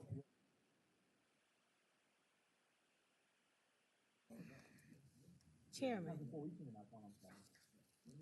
We need to leave it alone because we're not sure exactly where this affordable housing is, okay? That what your amendment was for, take the one for the hub, which is fine. Okay. Yeah, but right now, hey, we can revisit this afterwards. Okay. Yeah, All right. we just leave it alone right this minute. Thank you, Councilwoman Walker. Thank you, Mr. Chair. Councilman Ford, thank you for not totally eliminating the community initiative grants. And all of these columns on the left have a percentage, and there's no percent. What is this 2.6 million is, what percentage is the reduction? The 1.4 million of the 4 million, what percentage is that? Community initiative grants. Yes, that's the adjusted amount. So the savings, what reduced to 2.6, what is that percentage? There's no percentage listed in this section, but for all the rest. That 4 million wasn't the original grant. Remember, we talked about the funds that were passed through that line. So it was 3.2 for 35% reduction. Yeah, for members. But that 4 million was not. This, hey, Councilman Walker, we're on. Right now we've got a motion on just the. That's 35%. Yeah. 35%. So I'm clear on where you're going, that this has nothing to do. There's an assumption that this has nothing to do with that, but I'm connecting this. Thank you. So can we take the 1.4 million? Can I request that this come from this amount? Like you're making a request. Can I do that? You can make a motion to amend. Yes, ma'am. You can amend this motion. Okay, I would like to amend this motion to remove 1.4 million from that amount to the community initiative grants. It's the only thing on here that's connected directly to the people. One Memphis. Thank you. Yeah, well, hold on, Councilwoman. I just want to make sure I restate this so that everyone's that we everybody got it. So your motion is to take 1.4 million from the Affordable Housing Trust Fund and transfer it to Community Grant Initiative. Yes. Okay. Okay. All right. Do I have a second for that motion? I'm just trying to take it back up to the. No, it's not a friendly amendment. And anybody can. By the way, for friendly amendments, anybody can object to them, even whether they're a party or not. Point of information. We need to clarify. Exactly. Yes. Okay. Yeah, So, Chief Person and Chief Adams, will you clarify the community grants, the difference between how we, it's really one large bucket with several subcategories, but why don't you guys walk us through what happened in fiscal year 24? Okay. For the community initiative grants, that is typically a fund that the council manages. And there's some history to it, but the most recent history, each council person has been granted or provided with $250,000 to use on initiatives at their will and discretion. Of course, it is subject to the vote of the body. So that equals roughly $3.25 million. In the most recent year, there was another $750,000, and I can't speak to all the I would say initiatives that was dedicated to, but the largest was sound diplomacy that was agreed upon by the body. And then there were several other initiatives that brought it up to the 4 million that you see today. But historically, it's been right at about 3.25. And I think as part of this process, we originally discussed bringing it back to 3.25 as an account line, but then I think there was additional discussion around taking it down to $200,000 per council person, which led to the 2.6 that you see now. And the 2.6 is how much per council person? $200,000. And that's what it was until last year, 2 years ago. The other thing that I'd also want to say too is that all of the additional, I say from the 3.25 that was the council program, the additional 750 grand were things that were not, should not, in my opinion, been booked in that line item. The former CFO just chose to park them there, which is what's causing the confusion. So, sorry, Councilwoman. All right, so Councilwoman Walker has a motion on the floor to further reduce the Affordable Housing Trust Fund by transferring 1.4 million from that fund into the community initiative grants. Is there a second for that motion? Is there a second for that motion? Second. It's been motioned by Walker, seconded by Cooper Sutton. Anybody have any discussions? May I make a statement? Yeah, please. Now, I did want to say, and Director Cash can speak to it more intelligently, but just in having quick feedback, it's about $4.2 million, I think, currently in the Affordable Housing Trust Fund. Yep. And of that, I think roughly 3 million or so is already committed. Of course, that doesn't speak to the FY25 proposed allocation. And that includes all the exhausted ARPA funding that went into that pot, or are you combining all of that? Okay. Okay. Just hold on, really quickly. Hold on, sorry. Just give me one quick second. Just let me, go ahead. So I'm just trying to make sure I understand what's in affordable. So could you repeat that number? 4.2 million in the account, but 3 million. And then so 4.2 in the account, and then is there currently a proposed transfer into the account, an additional 5 million? That's about 9 million, correct? Yes, it'll be 9.2. So 9 million, Doc. Okay, all right. But 3 million, so 9 million. 3 so we got million about committed. 6 million left. Right, it'd be 6 million uncommitted. 6 million uncommitted. Councilman Carlisle's proposal is to take 4 million out of that, and that will leave 2 million. And then Councilman Warren would like to take another million. Hold on, guys. Would like to take another million and have that fund, because it's cash, have that fund Hospitality Hub North Wraparound Services, or Hospitality Hub Services. I'll just say it that way. Jeff, is that fair? That's correct. It's for North. Okay. All right. All right, Councilman White. Well, I guess I wanted to hear from Director Cash, if that's possible, on whether or not they do have developers in the pipeline for this money that's there and how it's intended to be utilized or allocated at this point. Thank you, Ashley Cash, Director of Housing and Community Development. So we have made a lot of good progress with the Housing Trust Fund over the last several years, including last year's commitment by council of about $5 million. We have done we've got 400 units right now from 2023 and 24 that are either completed or in progress. And then of that 5 million that's FY24, the money that council allocated, we have an outstanding $3 million commitment to a developer, nonprofit for-profit development agency. We also have 2 pending developments. One to finish out potentially McKinley Park, which would be new construction for home ownership. Another on the Springside development, which will be again single-family new construction home ownership. So each year we've tried to expand the trust fund and what it is able to do. There was a question earlier about repair. We do have weatherization funds and funds supporting that, but we also use out of the trust fund, there are several CDCs that apply for home repair, single family rehab, single family repair. So it's a huge asset for the community. That's what's in the pipeline, and we continue to try to prime CDCs or developers to be ready for the next allocation of funding. Thank you so much. So this is what I will say. And I know we got to move quickly, but let me tell y'all my 2 thoughts. One, early on when we started talking about potential tax increase, I was very clear to the mayor's administration as well as to the council. If we're going to increase taxes, we also have to have a robust and intentional effort on getting people into homes and being able to actually have more people paying property taxes. One has to be met with the other. The worst thing we could possibly do is raise taxes and then people not see the benefit of it.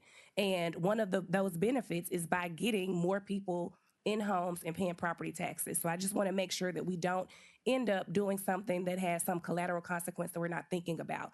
The second thing I want to say is I want us to be cautious in the way that we approach this, because I don't want us to become basically a corporate welfare city. And by that I mean, if I go buy a business right now downtown, I can go to the downtown commission and get a grant. I can go to the medical district and possibly get a grant. I can get some kind of grant that it'll be a forgivable loan from EDGE. And none of those have to come through here. And I don't want it to make it difficult for us to have people have affordable housing when if I go and open a business, and don't get me wrong, those things are important. Economic development is important. Small businesses being developed, that's important. But we also don't want to put up this barrier for people who are attempting to develop and create affordable housing in our community. So I just throw those 2 things out there as food for thought. Thank you. You said committed, but where are the projects in process? Because last time we did this with the ARPA funding, we were committed, and several of them were still very much in early development. Yeah, so the on the ARPA, those have both started construction. One on the trust fund. Yeah. So on the trust fund, I guess let me get straight to the point because we're running out of time. Sure. So we've got to start going like direct answer, direct question. My point to you is this: is that we can commit capital all night and day. Like the city has committed capital to the point in economic development to projects that may not go. Good example. We've got $10 million committed to 100 North Main. 100 North Main has been in the works for over 24 months now, and they're still in the renovation stage. Now they're making progress. So my question for you is this. You know what? We just don't have the time. It's all right. What I'm happy to do is pivot off of the committed capital, and we can just cut it out of this year's proposed budget if we need to.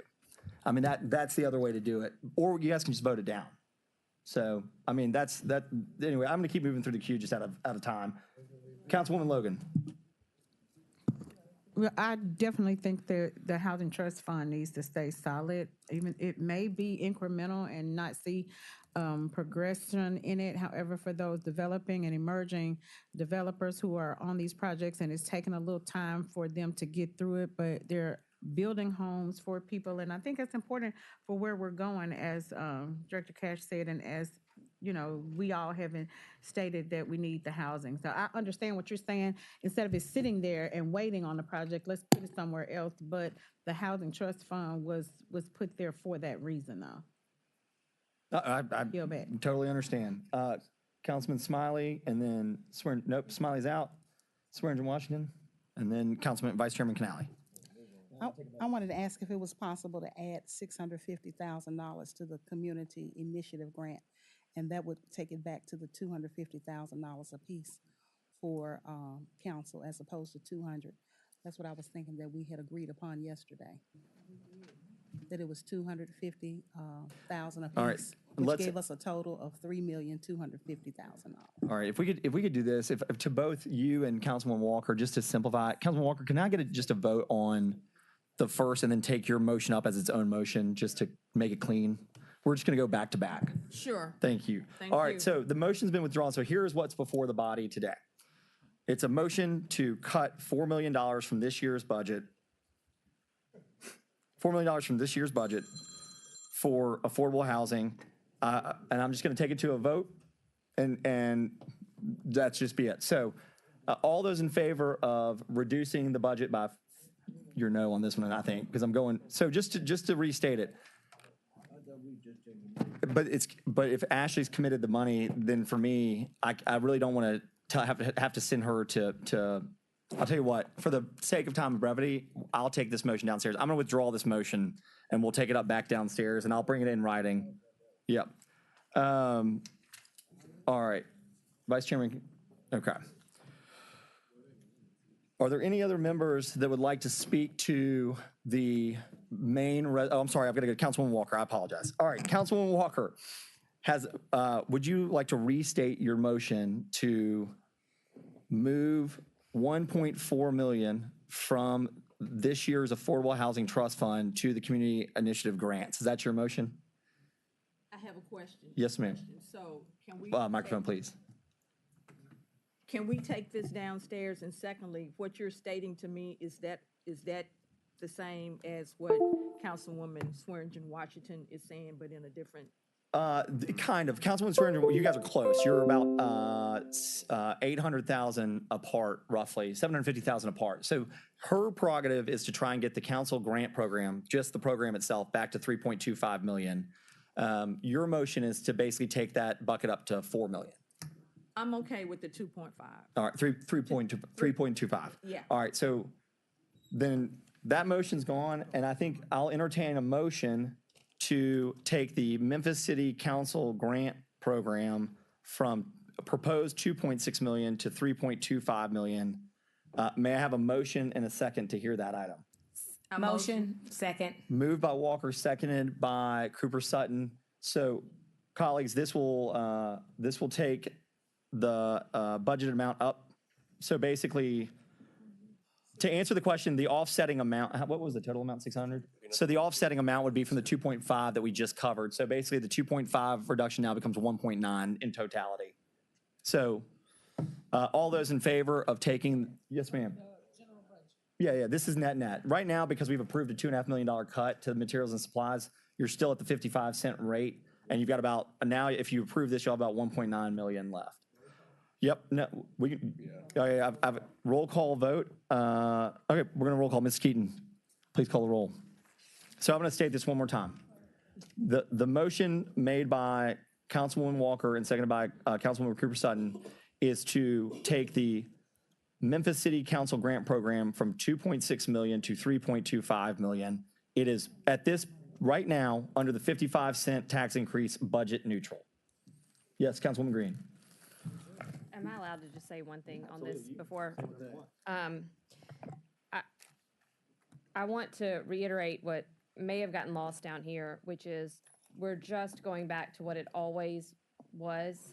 Before COVID money, we had extra money. We had a little slush fund. And so I just want to say, in a year where we are asking so much of the citizens of Memphis, to ask them to pay higher taxes so that we can decide what nonprofits to give to, I think, honestly, is not the best use of their tax dollars. If it was up to me, and I haven't proposed this amendment, I would zero this line out. I don't think that we need to be in this business this year. I'm not saying in future years, I'm not saying in past years that good things didn't happen. But this year, we need to be tightening our belt like we never have before. We are in a hole like we have never been before.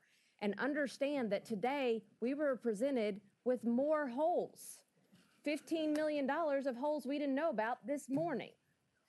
So I know we're arguing over, in the large scheme of things, not a ton of money in this budget, but I am asking every council person to make the sacrifice that you're asking the citizens to make.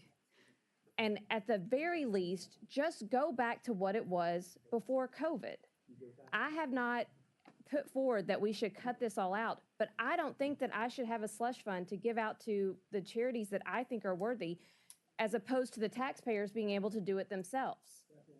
So I'm just asking, I know this motion is on the floor, and so I just wanted to say that before we voted, that I think that we do not need to raise this on the backs of our taxpayers.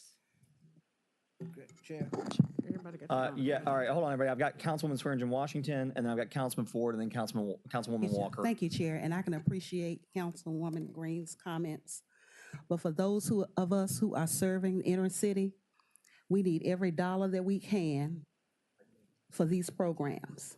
We see the talent and the support that it's getting these children to be able to get scholarships and be able to become investing in the children, to become productive citizens. They need that money, even from the committees and the different groups that I put before you this morning. Those children are dependent on us, and at least we have control of where these funds are going. So I ask that you support this.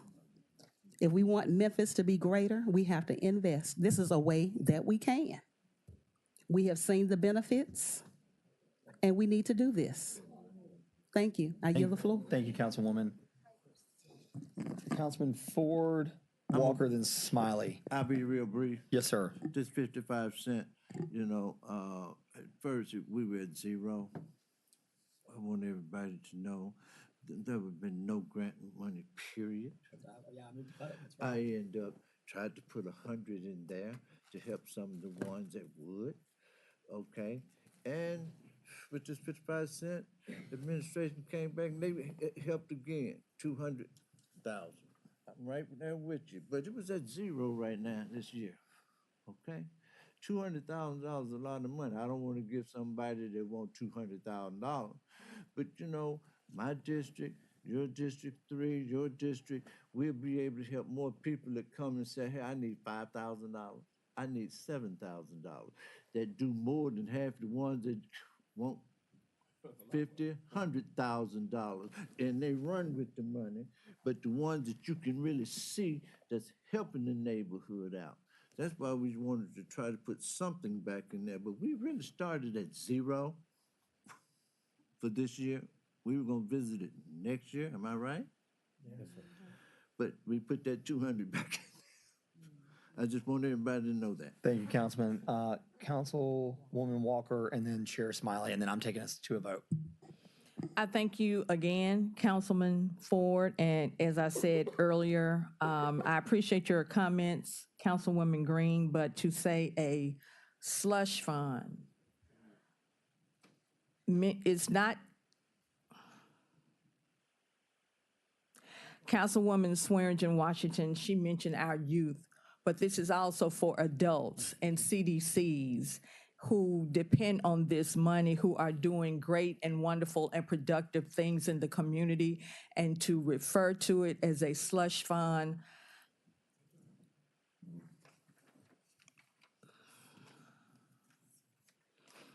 You can call it what you want, but it's making a difference in the lives of individuals, organizations, communities, neighborhoods, and businesses, because some of these CDCs, they're using the funds for business, for economic development, for incubator programs, and I can produce information on that. GWORK, Greater Whitehaven Economic Redevelopment Corporation, and there are others. They just had a ribbon cutting this spring for an incubator program for businesses, helping small businesses start and get established. So if we want to call that a slush fund, so be it. I yield the floor. One Memphis. Thank you. All right, Chairman Smiley's out of the queue. No, I'm in the queue. Nope. I'm in the All right, queue. sorry. You're in the queue, and then Councilman Spinoza. Sorry. All right, Chairman Smiley. So real quick, I think it was 2020, 21, and 22. We were at 200,000. Then at some point, the former Councilwoman Johnson moved to increase that amount because we did have federal dollars. We were able to use those federal dollars to increase that fund. I just want to set the stage. 200,000 has been where we were, and you know I'm for supporting all of these small local nonprofits, but I just think we have to do our job, which is tighten. We have to tighten. We have to be more tight with the funding that we choose to allocate. But you talk about how we support people. When we increase taxes, we're taking dollars out of people's pockets. We have to be clear about that. So my vote on increasing it an extra, was it 650,000 or something like that? I'm gonna be a no vote because I think 200,000 per council member, we can do a lot of good there, and we can revisit. I believe we can revisit this in the next year once the budget has been stabilized. Thank you. Our budget is not. Thank you, Chairman. And I call for, let me let Chairman Spinoza hasn't spoken yet, so I want to give him the opportunity. You sure? All right. Just to restate the motion, we're going to take a vote. We're going to roll call vote. The motion before the House is to increase the proposed, the adopted budget for the City Council grant program from 2.6 million to 3.25 million.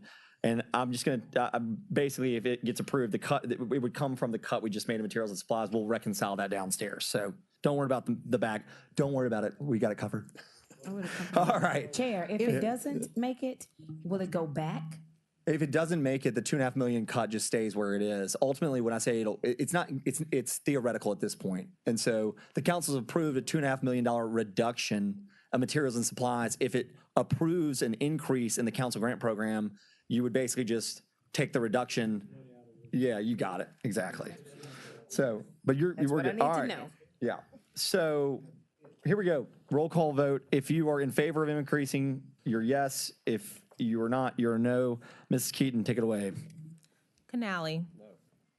Cooper Sutton. No. Easter Thomas. No. Ford. No. Green. No. Logan. No. Smiley. No. Spinoza. No. Swearingen Washington. Yes. Walker. Yes. Warren. No. White. No. Chair Carlisle. No, this item fails. We are out of time for committee. It's been fun. We'll see you guys next week. I'm just kidding. We are going to listen up. If y'all want to make your way downstairs, we're going to reconvene down there. We're going to go through executive here very quickly to do holds and some housekeeping. As you're making your way out, please be quiet so that we can start right away. I thank you very much for your time, and we'll see you. So you can just call out 41, 42, 43. All right. We're out of budget. We're now in executive. Everyone's here. The add-ons, that's just Yeah. add-ons.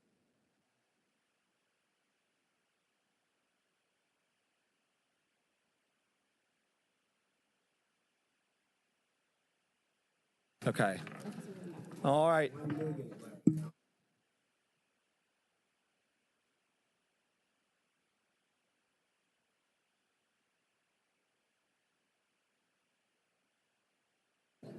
Everyone, we're going to go right into executive with your budget chairman. Everyone is here. We have 4 items to add to this evening's agenda. Item number 1. 41. Thank you. I got you now. See, I'm getting used. Item number 41 for this evening, a resolution to allocate and appropriate $250,000 for fiscal year general fund expenditures for request for same night minutes. Item number 42, a resolution to amend the fiscal year 24 operating budget related to a fourth quarter transaction in all council districts sponsored by the administration. There is a request for same night minutes. Item number 43, fiscal year 25 budget wrap up discussion. Nope, that's not an item. So item number 43 is actually going to be item number 43. Oh, I'm sorry. That's Yeah, yeah. So actually, item number 43 actually is this. No, that's a discussion too. There's no actionable item. Resolution. No. The MOU. This one. All right, here we go. Sorry. Item number 44 is resolution to approve memorandum of agreement with Shelby County Government, City of West Memphis, Arkansas, Town of Arlington, Tennessee, City of Bartlett, Tennessee, Town of Collierville, Tennessee, City of Millington, Tennessee, for the purpose of forming a coalition to implement the Mid-South Rapid Retrofits Project, if selected for funding by the U.S. Environmental Protection Agency, EPA, All Council District